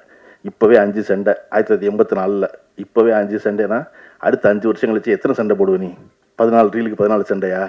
அதனால காமெடி பண்ணு, அதான் நீ தில்லுமுல்லாம் பண்ணல அப்புறம் என்ன அப்படின்னு. இல்லை அது வந்து அமோல் பல்லக்கர் நடித்து ஏற்கனவே ஹிந்தியில் சக்ஸஸ்ஃபுல்லாக ஓடினது, சாருக்காக பாலச்சந்திரன் சாருக்காக பண்ணது, இது அதுவாகவும் இல்லை இதுவாகவும் இல்லை, ஒரே குழப்பமாக இருக்கே அப்படின்னொன்னே, சரி இந்த படம் ஓடல, என்ன பிரச்சனை ஆகணும், என்ன பிரச்சனை ஆகும், ஒன்றும் ஆகாது அப்படின்னா ரஜினி. யாருக்குப்பா பிரச்சனை? உங்களுக்கு தான் பிரச்சனை, நீங்கள் தான் தயாரிப்பாளர், என்னை வச்சு இது எடுக்கிறேங்கிறீங்க, ரைட்டு நான் நட்டப்பட்டுக்கிறேன், நீ இந்த படத்தை நடி, இந்த படம் ஓடும். ஆனால் இந்த படத்துக்கு அப்புறம் உன்னுடைய கடைசி படம்னு ஒன்று இருக்கும்ல, அது வரைக்கும் உன்னால் காமெடியை விடவே முடியாது. நீ 15 நிமிஷம் காமெடி பண்ணிட்டு தான் அடுத்த வேலையை செய்கிற மாதிரி ஆயிடும், அதனால நீ இதை நடி அப்படின்னு பஞ்சநாதத்துடைய கட்டாயத்தின் பேரில் ரஜினிகாந்த் நடித்த படம் தான் தம்பிக்கு இந்த ஊர். அது பஞ்சர்நாசலம் என்கிற கதாசிரியர் என்கிற இயக்குனர் என்ன நம்பினாரோ அது அப்படியே திரையில் நடந்தது. அது வரையும் ரஜினிகாந்த் அப்படி ஒரு காமெடி பண்ணி ஸ்லாப்ஸ்டிக் காமெடி பண்ணி பார்த்ததில்லை. இன்னைக்கு வரையும் காமெடியன் மாறலாம், இல்லாமல் போகலாம், ஆனால் ரஜினிகாந்த் 15 நிமிஷம் காமெடி பண்ணி தான் வர்றாரு. அப்போ ரஜினிகாந்த் என்பவர் பஞ்சர்நாசலம் மீது வைத்திருந்த நம்பிக்கை, பஞ்சாசனத்துக்கு ரஜினிகாந்தை பற்றி இருந்த புரிதல், அதுதான் அந்த படத்துக்கு காரணம் அமையுது. இந்த உயிர் தமிழுக்கு அமைந்த காரணம் ஆதம் பாபாவுக்கு தான் நன்றி சொல்லணும். அவர் தான் முதல்ல இருந்து இல்லை இதுதான் அளவு சட்டை, இது போதும், நீங்கள் சீரியஸாக பண்ணுறதெல்லாம் அப்புறமே பண்ணிக்கோங்க உங்கள் படத்தில், இதில் வேண்டாம், இது இவ்வளவு போதும் சொல்லுவது இருக்கு இல்லையா, அது எப்பொழுதும் எல்லாராலும் ரசிக்கப்படும் வெகுஜனத்தால் அப்படின்னு நம்பினார் ஆதம்பாவா. ஆதம்பாவா தான் அந்த படத்தை விடாமல் நடத்தி கொண்டு வந்து சேர்த்தது. அதனால ஆதம்பாவா அதில் பாராட்டுக்குரியவர். கொஞ்சம் கூடுதலாக பேசிட்டனோ அப்படின்னு அவரே கேட்டு உணர்ந்திருக்கார் அவர், அது தெரிஞ்சிருக்கு. அதனால இது லைவ் மீடியா பண்ணாலும் எடிட் பண்ண முடியல, படமாக இருக்கிறதுனால திரும்ப திரும்ப பார்த்து எது கூடுதலாக இருக்குன்னு தெரிஞ்சு எடிட் பண்ணி ஒரு அளவான அழகான ரொம்ப அதாவது தன்னை போல ஒரு படம்பாங்களா, அது மாதிரி இயல்பாக ஓடி முடிகிற ஒரு படமா, அப்படி ஒரு படம். கதாநாயகி மிக அழகான ஒரு கதாநாயகி. எனக்கு இன்னைக்கு ரொம்ப நாள் கழித்து நான் படத்தில் பார்த்துக்கிறேன், நேரில் பார்க்குறேன். ஒரு ஒப்பனைகள் இல்லாமல் இவ்வளவு இயல்போடு ஒரு கதாநாயகி தமிழுக்கு மீண்டும் வந்திருப்பது என்பது பெரிய மகிழ்ச்சி இல்லையா. அவர் ஆதம்பாவை சொன்னது ரொம்ப உண்மை. ரொம்ப இயல்புத்தன்மையோடு ஒருத்தர் இருக்கணும்ல ஒரு மேடையில். அப்படிங்கும்போது அப்படி ஒரு கதாநாயகி, அதுபோல் மிச்ச நடித்த நடிகர்கள் எல்லாரும் அவ்வளவு சிறப்பாக இருந்தது என்பது. இதில் இந்த படம் ரொம்ப பாபாவுக்கு, ஆதம்பாவாவுக்கு ரொம்ப முக்கியமான ஒரு படமாக அவரே சொன்னார். ஒன்றுமே பண்ண விட மாட்டேங்கிறாங்க எங்களை அப்படின்னு. அதெல்லாம் அப்படித்தான் எல்லா காலகட்டத்தில் எல்லாரும் அதை செஞ்சுட்டே இருப்பாங்க. நீங்கள் இந்த படம் வெற்றிகரமாக ஓடி அடுத்த படத்துக்கு மட்டும் உங்களை வாங்க வாங்கன்னு கூப்பிடுவாங்கல்ல, அவ்வளோதான். அன்றைக்கி ஒரு புது எதிரி இருப்பான், அவ்வளோதான். எதிரி மாறிக்கிட்டே இருப்பானே ஒழிய, வேண்டாம் நினைக்கிறவன் மாறிக்கிட்டே இருப்பான ஒழிய, வேணும்னு நினைக்கிறவன் மாறிக்கிட்டே இருப்பான ஒழிய, அதுவும் நடந்துக்கிட்டே தான் இருக்கும் இல்லையா. இன்றைக்கி நீ சாதாரணமாக 1000 ரூபா சம்பாதிக்கிற ஒருத்தனுக்கு 100 ரூபா பிரச்சனை சரியா. நீங்கள் வரும்போதே ஆஃபீஸ் போட்டு வந்தவர் அசிஸ்டன்ட் முடியலன்னு டேரக்டர் வர்றீங்க, அவ்வளோதான். ₹1,00,000 சம்பாதிக்கிறவனுக்கு 10,000 ரூபா பிரச்சனை, கோடி ரூபா சம்பாதிக்கிறவனுக்கு ₹1,00,000 பிரச்சனை, 100 கோடி ரூபா வச்சுருவனுக்கு 10 கோடி ரூபா பிரச்சனை. அதே தான், அது மாறிக்கிட்டே தான் இருக்க போகுது. நீங்கள் எனக்கு காசி ஆனந்தனுடைய கதை, காசி ஆனந்தன் கதைகள் ஒரு புத்தகம் இருக்கும், எனக்கு அது ரொம்ப பிடிக்கும். நான் அடிக்கடி பிறற்ற புத்தகங்களில் அது ஒரு புத்தகம். அது காலையில் சூரியன் உதிக்கும், சூரியன் உதிச்சா சேவல் கூவும், சேவல் கூவுனா சூரியன் மகிழ்ந்து தன்னுடைய வருகையை சேவல் வரவேற்குது அப்படின்னு நினச்சாக்க மகிழும். மாலை மங்கும், மேற்கு நோக்கி சூரியன் கவிழும், ஆனால் கூவுறதுக்கு சேவல் வராது. மனம் சூரியன் சொல்லும், எழும்போது வருகிறவன் எல்லாம் விழும்போது வருவதில்லை அப்படிங்க. அப்படி அந்த புத்தகம் பூரா 2 வரி எழுதியிருப்பார் காசியானந்தன். ஒரு 4 வரி கதை, 2 வரி அவ்வளோதான் இருக்கும் அதில். அது நண்டு கடற்கரையில் ஓடிக்கிட்டே இருக்கும், ஓடுனா பின்னாடி நண்டின் கால் தடம் தெரியும், அந்த கால் தடத்தை தெரிவதற்குள் அலை அழிக்கும்.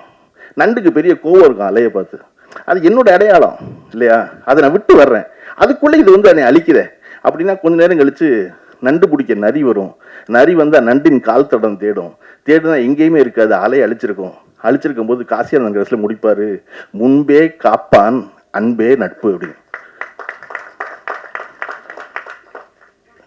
மீனுக்கு ஒரு குளத்துல தாமரை மலர்ந்து நிற்கும், மீனுக்கு ரொம்ப கோபமாக இருக்கும், குத்தி கிழிச்சிடணும் அந்த தாமரைன்னு தோணும். வந்த வண்டு கேட்கும், ஏன் தாமரை மேலே இவ்வளோ கோவப்படுறாரு? இல்லை, இந்த தாமரையை தண்ணீர் தான் தாங்குது, ஆனால் அந்த தண்ணீர் மேலே விழுந்தால் உடனே தாமரை உருட்டி விட்டுறது வெளியே இல்லையா, என்னது இப்படி இருக்கு அப்படின்னு சொன்னோன்னே அந்த மீனின் காதில் போய் வண்டு சொல்லும், தன்னை தாங்கும் தண்ணீரை தாங்காது தாமரைங்க, தன்னை தாங்கும் தண்ணீரை தாங்காது தாமரைங்க. எப்பொழுதும் தாமரையை நிலச்சிருக்க வைக்க நினைச்சா தாமரை அவனை எல்லாம் புழைக்க வைக்காது. இது நான் சொல்லல, காசி ஆனந்தன் சொன்னாரு. அதை போல இந்த படம் மிக இயல்பாக இன்றைய அரசியலை பேசுகிறது. இது ஒரு 4 வருஷமா எடுத்த படம், 3.5 வருஷம் ஆச்சு.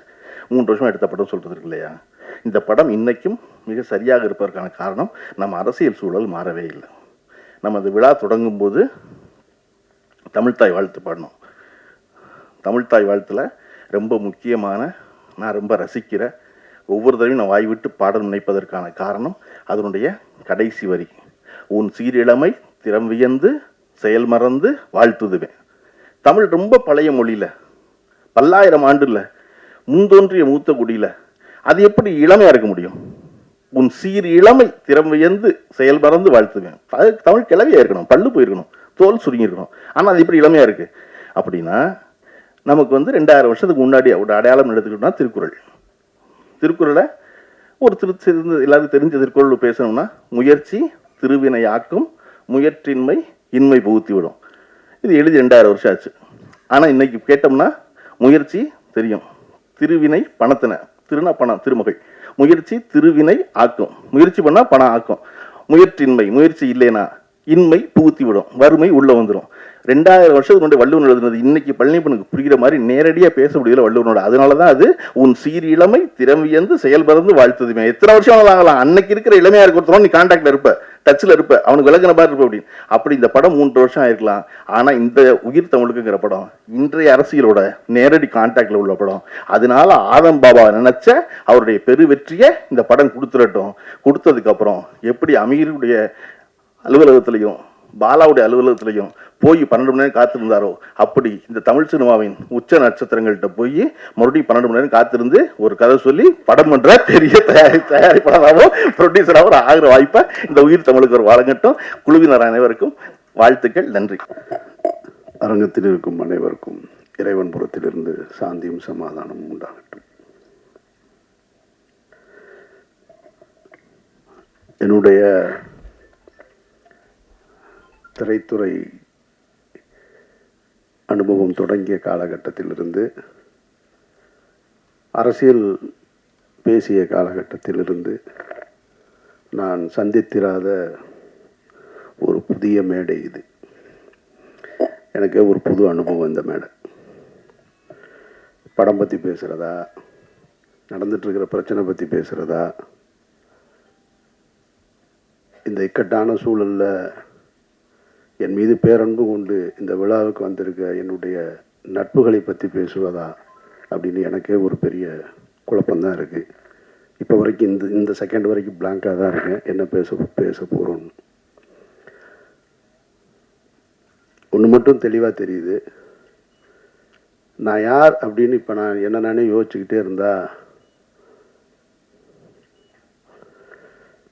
ராமாயணத்தில் வருகின்ற சீதையும் நானும் கிட்டத்தட்ட உடன் பிறந்தார்கள் போல.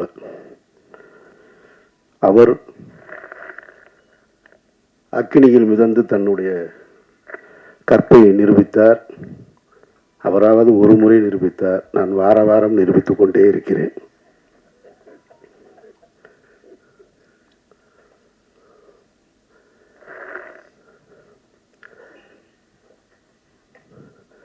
நிறைய சொல்லிட்டாங்க. நான் இந்த உயிர் தமிழுக்கு திரைப்படத்தினுடைய 2வது விழா இது, 2வது பத்திரிகையாளர் சந்திப்பு. இதே இடத்தில் தான் மாயவளை திரைப்படத்தின் பத்திரிகையாளர் சந்திப்பை நாங்கள் நடத்தினேன். அங்கேருந்து தான் தொடங்கினது. பல பருத்தி வீரன், மாயவளையில் தொடங்கும் போது பருத்தி வீரன் வந்துச்சு, இப்போது வேறு வேறையில் வந்து நிற்கிது. அந்த படத்தின் இயக்குனர் இந்த உட்காந்துருக்காரு அமைதியாக, ரமேஷ் பாலகிருஷ்ணன். நாங்கள் அதை ரிலீஸ் பண்ணுறதுக்காக வேலை செய்ய போய் அது ஏதோ ஒரு பிரச்சனையை தொடங்கி அது எங்கெங்கேயோ போய் நீதிமன்றத்தை நோக்கி போயிட்டு இருக்கும்போது, சரி கொஞ்சம் தள்ளி வச்சுக்கலாம் அப்படிங்கும்போது, இறைவன் மிகப்பெரியவனுடைய இறுதிக்கட்ட படப்பிடிப்பை நோக்கி போகும்போது ஒரு 8-10 நாள் தான், 10 நாள் இருந்தால் படம் முடிஞ்சிடும். அந்த படம் முடியும் போது ஒரு புது பிரச்சனை தொடங்குச்சு. அப்போ ஃபஸ்ட்டு எனக்கு தோணுனது, இது என்ன நடக்குது இங்கே, என்னை சுற்றி என்ன நடக்குது, எனக்கு எதுவுமே புரியலை அப்படின்னு பழனி பண்ணதை நான் சொன்னேன். நான் ஒரு அறிக்கை மாதிரி கொடுக்கலான் இருக்கேன். நான் என்ன நடக்குது, இது ஏன் நடக்குது, யாருக்கு நடந்தது, எதுக்கு நடந்தது, எதை நோக்கி போகுது, ஒன்றும் புரியலைங்க அப்படின்னு. ஏன்னா ஒரு நாள் ஷூட்டிங் முடிச்சிட்டேன். கோகுலம் ஸ்டுடியோவில் ஒரு மிகப்பெரிய செட்டு போட்டு, அந்த செட்டு இன்னும் இருக்குது, பல பேருக்கு தெரியாத தகவல். ஒரு ஹைகோர்ட்டு செட்டு ஒன்று மிக தத்ரூபமாக போட்டு மிகப்பெரிய பொருட்செலவில் ஒரு நாள் ஷூட்டிங் முடிச்சிருக்கோம். செகண்ட் டே அந்த ஷூட்டிங் நடக்கலை. அன்றைக்கு இரவிலிருந்து தொடங்குச்சு பிரச்சனை. அப்போ நான் சொன்னேன் பழனி பண்ணிட்டேன், இந்த மாதிரி ஒரு அறிக்கை ஒன்று ஒரு லெட்ரு மாதிரி கொடுத்துருவோம் என்னை சுற்றி என்ன நடக்குதுன்னு. அப்போ சொன்னார் பழனி பண்ணியா விடுங்க, எனத்தையாவது சொல்லுவாங்க, ஒரு 4 நாளில் சரியாயிரு, நீங்கள் பாட்டுக்கு போங்கன்னாரு. இல்லை கரு, எனக்கு என்னமோ இது சரியாக வரும்னு தோணலை. அவர் ரொம்ப எளிதாக கிடக்கணும்னு சொன்னார். இல்லை கரு, எனக்கு இது சரியாக வரும்னு தோணலை, நம்ம ஏதாவது சொல்ல வேண்டியது இருக்குது அப்படின்னு நான் சொன்னேன். ஒரு 2 நாளில் அப்படியே கூடுதலாச்சு, 3ஆவது நாள் கூடுதலாச்சு. அப்புறம் ஒரு அறிக்கை கொடுத்துட்டேன். நான் அறிக்கை கொடுத்த உடனே அறிக்கையிலேருந்து யார் அதுக்கு எதிர்கருத்து வருதுன்னு பார்த்தா, கடந்த ஒரு 15 ஆண்டுகளாக 2014க்கு பின்னால் நான் பேசிய அரசியலில் கருத்தியல் ரீதியாக எதிர்கொள்ள முடியாத, என்னோட நேருக்கு நேர் போரிட கருத்தியல் ரீதியாக போரிட முடியாத அவர்கள் பூரா வெளியே வர ஆரம்பிக்கிறாங்க. வெளியே வந்து புதுசாக தகவல்களை சொல்கிறாங்க. ஒருத்தன் சொல்கிறான் அவர் ஓடிட்டாருன்றான், ஒருத்தன் எஸ்கேப்புன்றான், தலைமறைவாயிட்டார், எங்கே இருக்காருன்னு தெரியலைன்றான், என்னத்தையோ ஒன்று சொல்லிக்கிட்டே இருக்கான். அப்போ தான் நான் இங்கேருந்து ஒரு கல்யாணத்துக்கு போயிருந்தேன். கல்யாண வீட்டிலேருந்து அப்போ நான் இங்கே இருக்கும்போது இந்த செய்தி வருது, அவர் அமீர் தலைமறைவு அப்படின்னு. தலைமறைவுன்னு வந்த உடனேயே நான் அங்கேருந்து நான் கல்யாண வீட்டில் தான் உட்காந்துருக்கேன் அப்படின்னு சொல்கிறேன். அங்கேருந்து ஒரு கேள்வி இருக்கான், கல்யாண வீட்டுக்கு போகிறவர் எதுக்குங்க மைக் எடுத்துகிட்டு போகிறாரு அப்படின்னா. ஏன்னா நீ தான் தலைமறைவுன்னா, நான் கல்யாண வீட்டில் உட்காந்துருக்கேன்னு சொல்கிறேன். அதுக்கு பதில் சொல்கிறான்னா மைக் எடுத்துகிட்டு போனாரான்னு கேட்குறேன். ஏன்னா கல்யாண வீட்டில் மைக்கு ஸ்பீக்கர்லாம் இருக்காதா. அங்கேருந்து இன்னொரு இப்படி 1 by 1 போய்கிட்டே இருக்கு. அப்படியே கூட்டிகிட்டு வர்றாங்க. கூட்டிகிட்டு வந்து ஒரு நெருக்கடிகள். எனக்கு என்ன இதிலிருந்து நான் கற்றுக்கிட்டது, நான் பத்திரிகையாளர்கள் மேலே மிகப்பெரிய மரியாதை உண்டவன். என்னுடைய முதல் பத்திரிகையாளர் சந்திப்பு ஏவிஎம்மில் நடந்தது, மௌனம் பேசியதே திரைப்படத்திற்கு. அப்போ இருந்து இப்போ வரைக்கும் பத்திரிகையாளர்களோட நெருக்கமாக இருக்கிறவன். என்னை நேரடியாக தொடர்பு கொள்ளக்கூடிய, எனக்கு தெரிஞ்ச சினிமாவில் நான் இருக்கேன், இன்னும் மற்ற எத்தனை பேர் இருக்காங்கன்னு தெரியாது. பிஆர்ஓ பிடிச்சி தான் என்னை பிடிக்கணுன்ற அவசியம் இல்லை, ஸ்ட்ரைட்டாக எனக்கு மெசேஜ் வைப்பாங்க, நான் பேசுவேன். இன்றைக்கு ஊடகங்கள் பெருத்து விட்ட காரணத்தினால யூடியூப்பு அது இதுன்னு அவர்கள் தங்களுடைய வயிற்று பிழைப்புக்காக எதையோ ஒன்று பேசணும்னு பேசிக்கிட்டே இருக்காங்க. அதில் தத்துவார்த்த ரீதியாக நின்று களத்தில் நின்று போராடிக்கிட்டு இருக்கவங்களையும் தாண்டி எதை வேணாலும் பேசலாம், எல்லாம் என்ன கருத்தை வேணாலும் வைக்கலான்னு சொல்கிறாங்க. இப்போ நடந்துட்டு இருந்தது என்ன, இறைவன் மிகப்பெரியவன் திரைப்படத்தின் தயாரிப்பாளர் என்னோடு உறவாக இருந்தவர், நான் தம்பி என்று பொதுவெளியில் அன்போடு அழைத்தவர் ஒரு பெரிய குற்றச்சாட்டில் அவர் பின்னணியில் வச்சுருக்காங்க. இதில் எதையாவது நான் மறுக்க முடியுமா? அவர் யாருன்னே எனக்கு தெரியாதுங்க, அவரை நான் பார்த்ததே இல்லைங்க அப்படின்னு சொல்ல முடியுமா? சொல்ல முடியாது. அவர் எனக்கு தெரியும். எவ்வளோ வருஷமாக தெரியும்? 10 ஆண்டுகளாக தெரியும். அவருக்கும் எனக்கும் தொடர்பு இருக்கா? ஆமாம், அவருக்கு எனக்கும் தொடர்பு இருக்கு. நீங்கள் சொல்கின்ற அவர் மீது சாட்டுகிற குற்றத்தோடு தொடர்பு இருக்கான்னு கேட்டால் இல்லைடா வெண்ணைகளான்னு தைரியமாக சொல்லுவேன் நான். அந்த தைரியமும் திமிரும் எப்பயுமே என்கிட்ட இருந்துக்கிட்டே இருக்கும். அப்போ நீ குற்றச்சாட்டை நீ அந்த சந்தேக நிழல் என் மீது விளைவுள்ளது தப்பு கிடையாது. ஆனால் தீர்ப்பு எழுதுறீங்க பாருங்க, அது ரொம்ப ஆபத்தானது. அந்த தீர்ப்பை எழுதுவதற்கு உங்களுக்கு யார் அந்த அதிகாரம் கொடுத்தது? நீதிமன்றமா? நீங்கள்லாம் நீதிபதிகளா? எந்த அடிப்படையில் கொடுக்குறீங்க? தினம் ஒரு செய்தி. அமீர்ன்றது 2007 பருத்திவரனை முடிச்சுட்டு அன்றைக்கு கமல் சார் படம் பண்ணணும்னு சொன்னார், ரஜினி சார் படம் பண்ணணும்னு சொன்னார். நான் ஹீரோக்களோடு பயணிக்காமல் நான் ஒரு பாதையை தேர்ந்தெடுத்து நான் எனக்கான வாழ்க்கையை வாழணும்னு வாழ்ந்துட்டு இருந்தேன். பணம் சம்பாதிப்பதா எனக்கு நோக்கம். சாகர் ஒருத்தன் தான் தமிழ்நாட்டிலே பணக்காரனா? நான் கேட்குறேன்.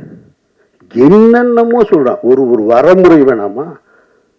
அவர் போடுற டிஷர்ட் 5000 ரூபாங்க. சாப்பர் வந்ததுக்கு அப்புறம் தாங்க அவர் வாழ்க்கை எப்படி ஆச்சு. டேய், அவன் வந்தது எனக்கு 2014. நான் 2004 படம் எடுத்தேன் தெரியுமா? ராம்னு ஒரு படம். இதே பழனியப்பன் தான் சொன்னார் அவருடைய ஒரு நிகழ்ச்சியில். எனக்கு தெரிஞ்சு தமிழ்நாட்டில் யாரும் செய்ய மாட்டாங்க. விரும்பாண்டி படம் திரைப்படத்தை பார்க்கறதுக்காக ராம் ஷூட்டிங்கை நிறுத்திட்டு கீழே மதுரை அம்பியா தேட்டரில் விரும்பாண்டி படத்தை பார்த்துட்டு போய் 2 லட்ச ரூபா செலவு பண்ணுவேன் நான். என்னை பற்றி என்ன தெரியும் உங்களுக்கு? அவர் வந்த நம்ம திரைத்துறைக்கு வந்திருக்கோம். திரைத்துறைக்கு வந்த உடனே என்ன செய்வோம், தொடக்க காலகட்டத்தில் எப்படி கஷ்டப்பட்டோம் அவர் சொன்னார் இல்லையா, அதுபோல் நான் சென்னையில் எக்மோரில் படுத்திருந்தோம், நானும் பாலாவும் அங்கே கஷ்டப்பட்டோம், இங்கே கஷ்டப்பட்டோன்னு உடனே இவங்க நினச்சினாங்க பஞ்சம் பிழைக்க வந்தவங்கன்னு. பஞ்சம் பிழைக்க வந்தவர்கள் இல்லை, சினிமாவின் மீது ஏற்பட்ட விருப்பத்தினால் வீட்டில் காசு வாங்காமல் சுயமரியாதையோடு ஓடி வந்தவங்க நாங்கள். இதை பலமுறை சொல்கிறேன். பலமுறை சொன்ன உடனே நான் ஒரு நேர்காணலில் சொல்கிறேன், இல்லைங்க இந்த மாதிரி இருக்குது, இல்லை அவரோட நீங்கள் இங்கே தொடர்பு இருக்கு. ஆமாம் இருக்குது.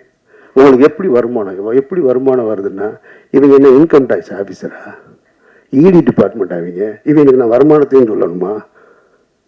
இது என்ன நியாயம் இருக்குது?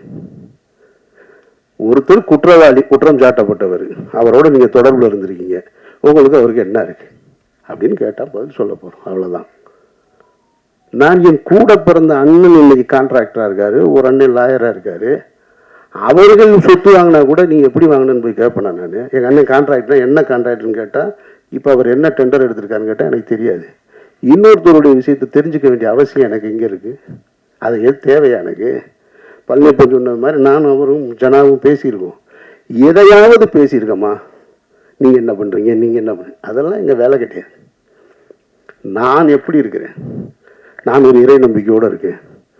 அவர் ஒரு பெரியாரிஸ்டாக இருக்கார், ஜனநாதன் ஒரு கம்யூனிஸ்டாக இருக்கார். 3 பேரும் ஒன்றா இருந்தோம்.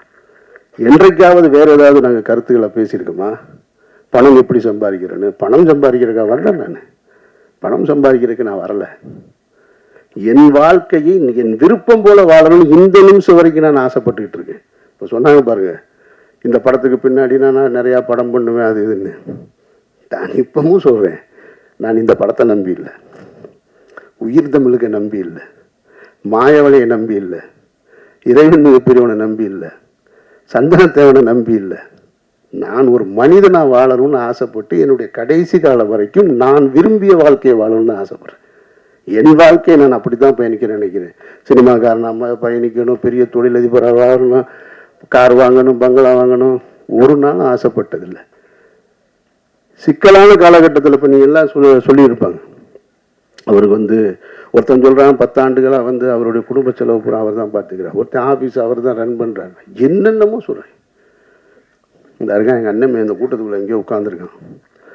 அவன் கேட்குறான், இல்லையா கடந்த 10 நாளில் நான் என்ன செஞ்சிட்ருக்கேன் தெரியுங்களா? டெல்லி விசாரணை, என்சிபி விசாரணை, இடி விசாரணை, இதுக்கு நடுவுலலாம் தினம் ஏதாவது ஒரு கடைக்கு போய் பர்ச்சேஸ் பண்ணிக்கிட்டே இருக்கேன். ஒரு 4 ஜீன்ஸ் வாங்க, 4 சட்டை வாங்க, 4 ஜீன்ஸ் வாங்க, சட்டை வாங்க. அவன் கேட்டான், என்ன சார் டெய்லி போகிறீங்க, ஏதாவது வாங்கிட்டு வர்றீங்க, என்ன பண்ணுறேன்னு தெரில,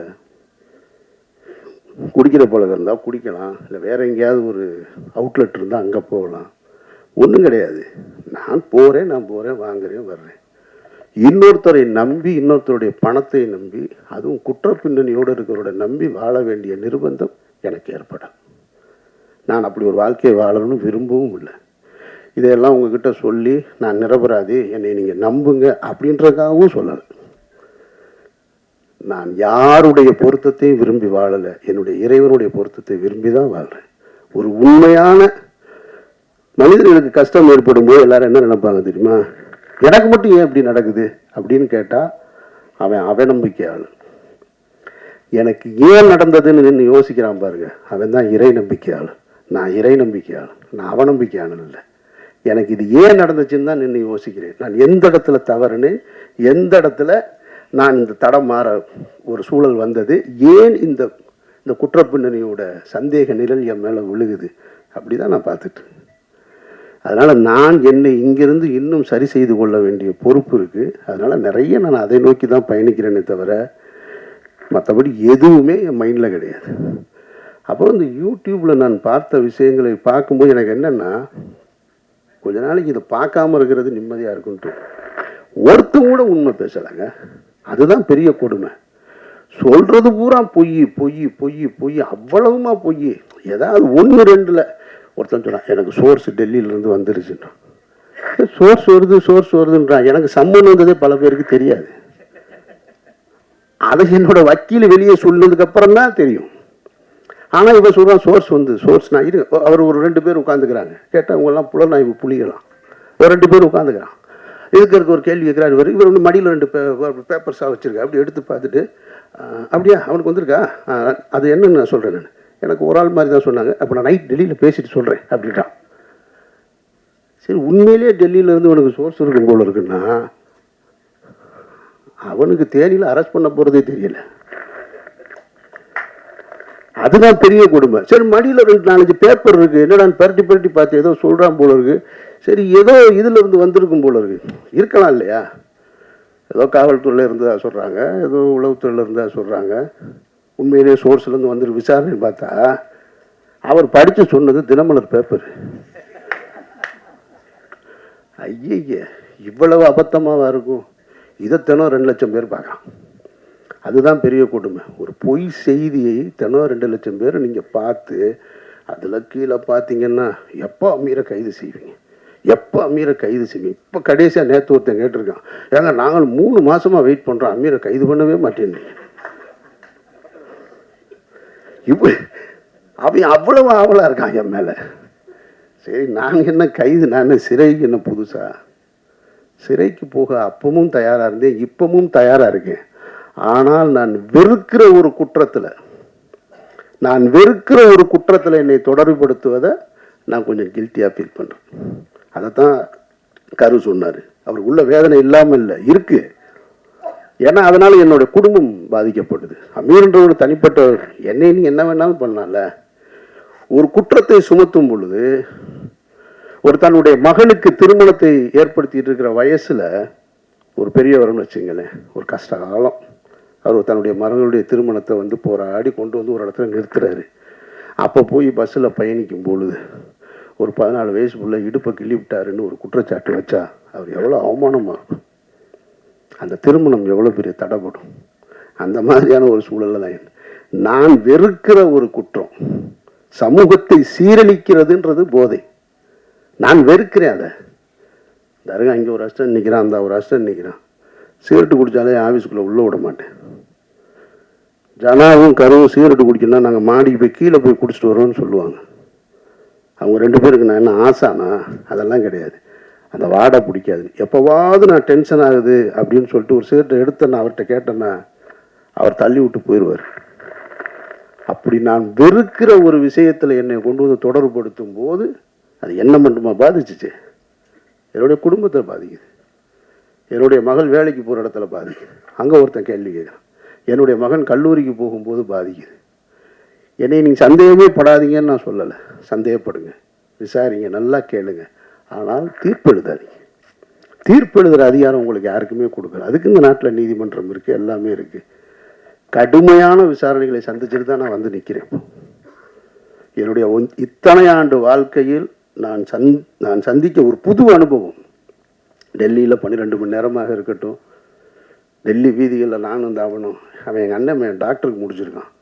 அவன் யதார்த்தமாக லாங்குவேஜ் படிக்கிறக்காக வந்தவனுக்கு கிட்டத்தட்ட 3 மாதமாக புது அனுபவம். இப்போ என்சிபி, இடி, என்ஐஏ எல்லா டீட்டெயிலும் தெரியும் அவனுக்கு.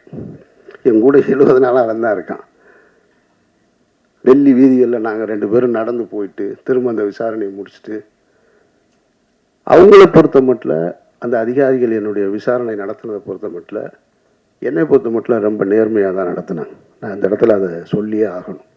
இது அரசியல் அழுத்தம் இருக்குது, அரசியல் அழுத்தம் இல்லை அப்படின்றதெல்லாம் தாண்டி என்னிடம் அவர்கள் மிக கண்ணியமாக தான் நடந்து கொண்டாங்க. கொஞ்சம் கூடுதலாக இருக்குது. நான் மனசு வலிக்கிறது மாதிரியான கேள்விகளை கேட்டாங்களான்னா நிச்சயமாக கேட்டாங்க.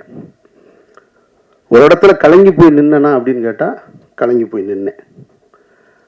ஆனால் அது அவர்களுக்கு என்னை காயப்படுத்தணுன்ற நோக்கம் கிடையாது. அதை நான் அவங்ககிட்ட வெளியே வந்து சொன்னேன்.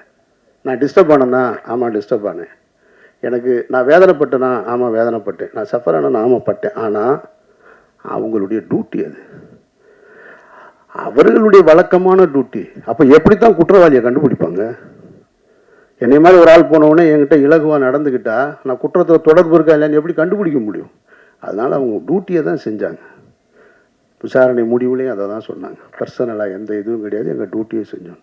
அந்த வகையில் என்சிபி ஆஃபீஸர்ஸ் எங்கிட்ட கண்ணியமாக நடந்துக்கிட்டாங்க. இடி ரைடு அந்த ரைடு கதையை கேட்டிங்கன்னா, வீட்டில் ரம்ஜானுக்கு எல்லோரும் ஊருக்கு போயாச்சு. நான் இதை நீங்கள் தெரிஞ்சுங்க. இப்போ ஊடகங்கள் பத்திரிகையாளர்களுக்கு இருக்க வேண்டிய இதையும் மற்ற எல்லாரும் தெரிஞ்சுக்கணும்னு இதை சொல்கிறேன். எவர்களுக்குமே உண்மையான ரீசன் தெரியாதுங்க. அதுதான் உண்மை. நான் சொல்கிறேன். நான் இந்த வழக்கில் தொடர்புடையவனாக இருக்கிறதுனால சொல்கிறேன். அதிகாரிகளை தவிர வேறு யாருக்குமே தெரியாது. வேறு எவன் சொன்னாலும் நம்பாதீங்க. இதுதான் நிஜம். நான் சொல்கிறது உண்மை. இதை கன்ஃபெஷனாக வச்சுக்கோங்க. ஏன்னா எனக்கு முதல் சம்மன் வந்தது பாருங்கள், அதுவே யாருக்கும் தெரியாது. அது ஒரு வக்கீல் வெளியே போய் சொன்னதுனால தான் தெரியும். உடனே இவங்க என்ன பண்ணுறாங்கன்னா, அமீர் ரமலான் முடித்து விட்டு வருவதாக என்சிபி அதிகாரிகளிடம் சொன்னார், இந்த நேரத்தில் என்னை விசாரிக்க வேணான்னு கேட்டாருன்னு இதெல்லாம் தலைப்பு செய்தியாக ஓடுதுங்க. அப்போ இந்த மக்களுக்கு எது செய்தி? அப்போ உண்மையே செய்தியாக வராதா? நான் கேட்காத ஒன்று. 2ஆம் தேதி எனக்கு ஃபஸ்ட்டு சம்மன். அப்படி ஒன்று நான் கேட்கவே இல்லை. நான் 2ஆம் தேதி போயிட்டேன், டெல்லி போயிட்டேன். காலையில் முதல் நாளாக நாங்கள் போய் உட்காந்தோம். ஒரு 12 மணி நேரம் விசாரணை முடிச்சு வந்தாச்சு. அப்போவே எனக்கு அடுத்து சம்மனுக்கான ஒரு திட்டம் இருந்தது. அதுவும் யாருக்கும் தெரியாது. ஆனால் இவங்களுக்கு தெரியவே தெரியாது. நான் அந்த காலகட்டத்தில் தான் அவங்க கேட்ட டீட்டெயில்ஸு, டாக்குமெண்ட்ஸு இதை பூரா எடுத்து எல்லாத்தையும் கொண்டு வந்து ரெடி பண்ணி வச்சிட்ருக்கேன். வச்சுட்டு ஒரு 3:30 மணி இருக்கும். 3:30 4 மணி. 4 மணிக்கு போய் வீட்டில் நான் அவனும் தான் படுக்கிறோம். வீட்டில் யாருமே இல்லை. ஃபேமிலியெல்லாம் ஊருக்கு போயிட்டாங்க ரம்ஜான் கொண்டாடுறதுக்கு. படுத்தா 5:30 மணிக்கு நோன்புக்கான காலை உணவை சாப்பிட்டுட்டு படுத்துருக்கான். 7:30 மணிக்கு ஒரு ஃபோன் அடிக்குது. அவன் ஃபோன் பக்கத்தில் என் கூட தான் பெட்டில் படுத்துருக்கான். அடிக்குது. அப்புறம் கட் பண்ணிட்டான். திருப்பி ஒரு 1.5 மணி நேரம் கழித்து ஃபோன் அடிக்குது. பார்த்தா இவன் என் பக்கத்தில் இருந்தவனை காணான். நான் தூங்குறேன். திடீர்னு எழுப்புறான். நான் கொஞ்சம் லைட் இருந்தால் தூங்க மாட்டேன். நல்லா டார்க்காக ஸ்க்ரீனை போட்டு படுத்துருப்பேன். தட்டி எழுப்புறான், சச்சான்னு. முழிச்சு பார்த்தா ஒருத்தர் துப்பாக்கியினோடு நிற்கிறாரு, முகத்துக்கு நேரம். ஒன்றுமே புரியலை. கொஞ்சோன்னு லைட்டு அந்த ஜன்னல்லேருந்து லீக் ஆகுது. அதில் பார்த்தா ஒருத்தர் துப்பாக்கியோடு நிற்கிறார். 2 பேர். என்னடா அப்படின்றேன், தெரில. கண்ணே முழிக்க முடியலை. சரி, சரி எந்திரிச்சு முழிச்சு பார்த்தா அப்புறமா இடி ஆஃபீஸர்ஸ் வந்திருக்காங்க. இது என்னுடைய வீட்டில். இதே ஒரு 2 மணி நேரத்துக்கு முன்னாடி என்னுடைய அலுவலகத்துக்கு வந்துட்டாங்க. அங்கே என்னோடய அசிஸ்டன்ஸு, என்னோடய ஆடிட்ரு எல்லாரையும் அவங்கள லாக் பண்ணிட்டாங்க. அப்புறம் இடி ஆஃபீஸர் வந்தாங்க. அவங்க தன்னை அறிமுகப்படுத்திக்கிட்டாங்க என்கிட்ட. நான் தான் இடி டைரக்டருன்னு. ஒரு லேடி ரொம்ப கண்ணியமாக நடந்துக்கிட்டாங்க, ரொம்ப மரியாதையாக நடந்துக்கிட்டாங்க. நான் முகத்தை கழுவிட்டு வர்றேங்கன்னு முகத்தை கழுவிட்டு உட்காந்து அவரோட பேசிக்கிட்டு அன்றைக்கு 12 மணி வரைக்கும் அன்றைக்கும் போச்சு. அன்றைக்கும் விசாரணை முடிச்சுட்டு நான் இங்கேருந்து மதுரை போயிட்டேன். மதுரை போய் ரமலான் ப்ரேயரை முடிச்சுட்டு அங்கேருந்து அதுக்கப்புறமா திரும்ப ஓட்டு போட போனேன். அப்போ தான் பத்திரிகையாளரை முறையாக சந்திக்கக்கூடிய சூழல் ஏற்பட்டது. அதுக்கு பின்னால் இப்போ வரைக்கும் நான் சொல்கிறேன். இதை ஏன் சொல்கிறேன்னா, இதன் பிறகும் எனக்கு ஒரு சம்மன் வந்திருக்கு. இந்த புலனாய்வு புலிகள்லாம் எங்கே போனாங்கன்னு தெரியல. நீ உண்மையிலே சோர்ஸ் உனக்கு சொல்லுதுன்னா, உனக்கு உண்மையிலே செய்தி வந்திருக்குன்னா, எனக்கு சம்மன் வந்தது ஏன் யாருக்குமே தெரியலை. நான் பர்பஸாக சொல்லவே இல்லை. என்ன தான் நடக்குதுன்னு பார்ப்போம். எவன் தான் கண்டுபிடிச்சி சொல்கிறான்னு பார்ப்போம். ஒருத்தர் சொல்லணும்ல, ஆமாம் இன்றைக்கி வந்திருக்குன்னு. அந்த சம்மனுக்கும் போய் 10.5 மணி நேரம் நான் விசாரணை முடிச்சுட்டு தான் இங்கே வந்திருக்கேன். அப்படின்னா இதில் எதுவுமே உண்மை இல்லை. அவர்கள் கடமையை செய்கிறாங்க. நான் முதல் நாள்லேருந்து ஒத்துழைக்கிறேன். டே 1லேருந்து இவ்வளோ பெரிய சிக்கலான சூழல் என்னை ஏற்படும் போது நண்பர்களுடைய ஆறுதல் இருக்குது, நண்பர்களுடைய ஆலோசனை இருக்குது. குடும்பத்தில் இருக்கவங்க சொல்லுவாங்க, எங்கேயாவது வெளியூர் போயிடும், அங்கே போயிடுன்னு. டே 1லேருந்து என்னோடய ஆஃபீஸில் தான் இருக்கேன். நான் இங்கே தான் இருப்பேன். இந்த வழக்கு முடிகிற வரைக்கும் நான் இங்கே தான் இருப்பேன். இந்த வழக்கை முடிச்சுட்டு தான் நான் வெளியில் வருவேன். நான் என்கிட்ட என்ன இருக்குது எடுத்துகிட்டு போகிறதுக்கு? என்கிட்ட ஒன்றும் இல்லை. நான் நேர்மையும் உண்மையுமா இருக்கேன். என்ன உங்களால் எதிர்கொள்ள முடியலை? என்னுடைய கேள்விக்கு உங்ககிட்ட பதில் இல்லை. நான் எடுத்து முன் வைக்கிறதுக்கு. அதனால் நீங்கள் என்னை குற்றவாளியாக்க ட்ரை பண்ணிக்கிட்டே இருக்கீங்க. நீங்கள் குற்றவாளி ஆக்கிட்டால் உடனே நான் குற்றவாளி ஆயிடுவேனா? பட் நான் தாங்கிக்கிறேன். வீட்டில் தாங்கலை. மகளுக்கும் மகனுக்கும் ஒரு அழுத்தம் ஏற்பட்டது. ஆனால் அதையும் தாண்டி எனக்கு முதல் ஆளாக எனக்கு ஆறுதலாக இருந்தது என்னுடைய குடும்பத்தார் தான். என்னுடைய 2 பெண் பிள்ளைகள் தான். தைரியமாக இருங்க, நீங்கள் உங்களுக்கு என்ன பிரச்சனை? அப்படின்னு சொல்லி எப்போதும் போல என்னுடைய வீட்டை ஒரு சின்ன ஒரு சலசலப்பு கூட இல்லாமல், ஒரு சங்கடம் கூட இல்லாமல், ஒரு சஞ்சலம் கூட இல்லாமல் வச்சிருந்தது என்னுடைய குடும்பத்தார். அதற்கப்புறம் என்னுடைய நண்பர்கள் தான். எதுவுமே மைண்டில் கிடையாது. எனக்கு ஒரு சின்ன ஒரு சம்பவம் தான் நினைவுக்கு வந்தது. இந்த காலகட்டம் ரொம்ப கடுமையான காலகட்டம். என்னை சுற்றி இருந்த உறவுகள், நண்பர்கள் எல்லாருமே ரொம்ப தூரமாக போயிட்டாங்க. ஒரு கிட்டத்தட்ட ஒரு என்னோட வாட்ஸ்அப்பில், என்னுடைய அலைபேசியில் வந்து ஒரு 2000 எண்கள் இருக்கும். அதில் வந்து 1950 எண்கள்லேருந்து அழைப்பு வர்றதில்லை, அப்படியே நின்றுச்சு. அதெல்லாம் ஓகே. அப்போ எனக்கு என்ன தோணுச்சுன்னா, இந்த பறவைகள் நிறைய இருக்கக்கூடிய ஒரு மரத்துக்கு பக்கத்தில் ஒரு வெடி சத்தம் கேட்டவுடனே பறவை பூரா ஓடி போயிடும். அந்த மரத்தில் எதுவுமே இருக்காது, எல்லாம் ஒரு அப்படின்ற செகண்டில் காணாம போயிடும். அப்புறம் போனதுக்கப்புறம் சில பறவைகள் மட்டும் வரும். சில முதல்ல இருந்த 500 இருந்துச்சுன்னா வராது, ஒரு 50 தான் வரும். அதுபோல் என்னுடைய வாழ்க்கையில் எனக்கு நடந்த இந்த நிகழ்வில் டமால்னு ஒரு வெடி சத்தம் கேட்ட உடனே டமால் எல்லோரும் ஓடிட்டாங்க.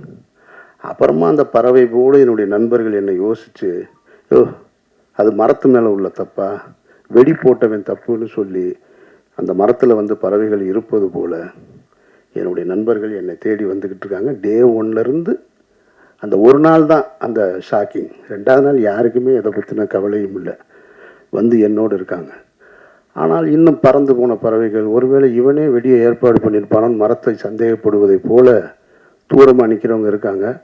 அந்த அன்பு நண்பர்களுக்கு நான் கேட்டுக்கிறது, அங்கேயே இருங்க, தயவு செஞ்சு வந்துடுறாங்க. உங்களை நான் வேண்டி விரும்பி கேட்குறேன், அங்கேயே இருங்க, வந்துடாதீங்க. உங்களிடமிருந்து பெறுவதற்கு எனக்கு ஒன்றுமே கிடையாது. இந்த காலகட்டத்தில் என்னோடு என்னுடைய அனுமதி பெறாமலோ எங்கேயோ சுப்பிரமணிய சிவா அவர் இன்டர்வியூ கொடுக்குறான். எனக்கு அண்ணனை தெரியும், அவர் அந்த மாதிரியான ஆள் இல்லைன்னு. அண்ணன் செந்தமிழன் சீமான் ஒரு இன்டர்வியூ கொடுக்குறாரு, அவனை எனக்கு நல்லா தெரியும். அந்த வார்த்தை தான் ரொம்ப கடுமையான வார்த்தை. அவன் எனக்கு ஓட்டு போட மாட்டான், அவன் திமுக ஆதரவு நிலைப்பாட்டை எடுப்பான், ஆனாலும் சொல்கிறேன் அவன் நல்லவன், அவனுக்கு நல்லா தெரியும் அப்படின்ட்டு. இதுதான் நான் சம்பாரிச்சிருக்கிறது. வெற்றிமாறனாக இருக்கட்டும், பழனியப்பனாக இருக்கட்டும், அண்ணாச்சியாக இருக்கட்டும், பிரபு சார் சொல்லுங்கள் சார் நான் என்ன சார் செய்யணும்னு, அதெல்லாம் ஒன்றும் வேணும். நான் பாட்டுக்கு அமைதியாக என்னுடைய பயணத்தை, இந்த இடத்த நான் கடந்து போகிறேன், என்னை விட்டுருங்க, ஒன்றும் வேணும் எனக்கு. நீங்கள் எப்பவும் நான் அழைச்சா வர்றீங்க இல்லையா, அது போதும். ஸ்நேகனாக இருக்கட்டும், பொன்னுரங்கன் சார் தான், இவர் 10 மணிக்கு படுத்துருவார், 9:30 மணிக்கு மேலே ஃபோன் பண்ணால் எடுக்க மாட்டார். ஒரு நாள் 12 மணிக்கு கூப்பிடுறாரு, ஒரு 10 நாளைக்கு முன்னாடி. என்ன சார் 12 மணி, எனக்கு பதட்டத்தில் தான் ஃபோன் எடுத்து, ஏன்னா 12 மணிக்கு கூப்பிட்றாரு அப்படின்னு சொல்லிட்டு. நீங்கள் வந்து ₹1,00,000 கொடுத்தாலும் வரமாட்டார் 10 மணிக்கு மேலே.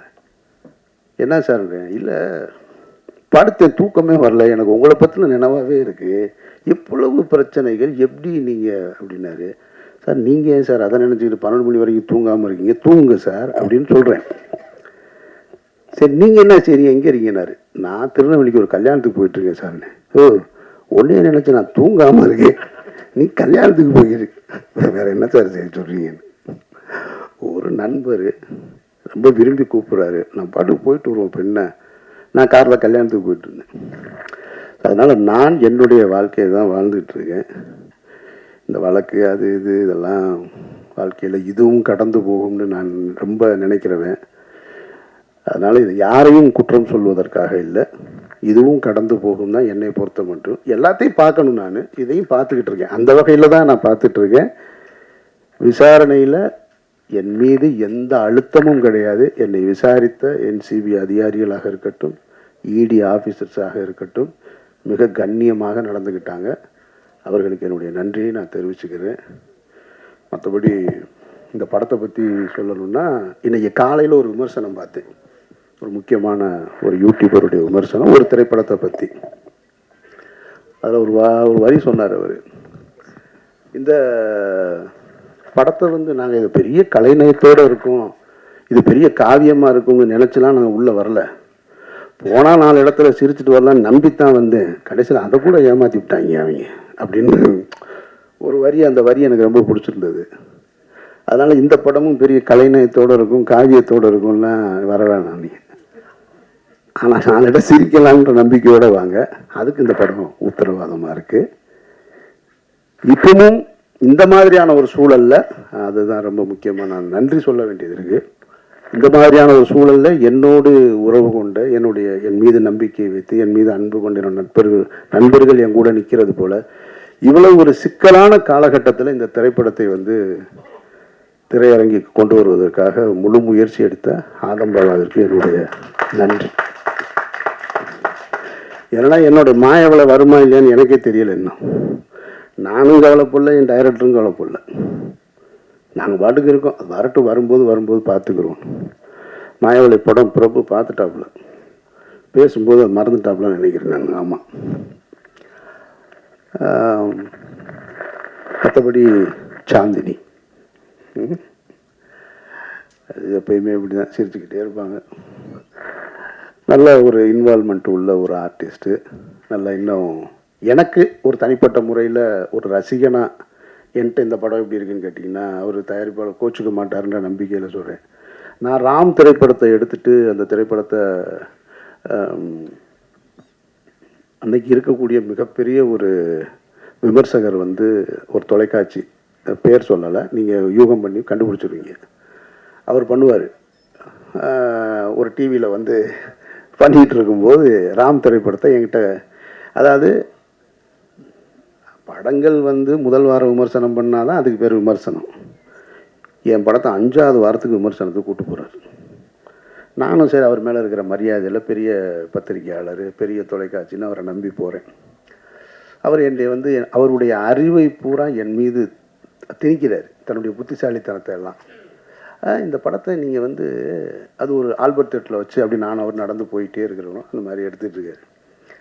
கேட்குறாரு, நான் பதறி போய் பதில் சொல்வேன்னு அவருக்கு நினைக்கிறாரு. இந்த படத்தில் இந்த இடத்த தப்பு பண்ணியிருக்கோம், இப்போ சரியாக பண்ணியிருக்கோம், அந்த மாதிரி எதுவும் உங்களுக்கு தோணுதான்னாரு. சார் தப்பாக தான் சார் பண்ணியிருக்கேன், இது என்ன தோணுதான்னு வேறு கேட்குறீங்கன்னு.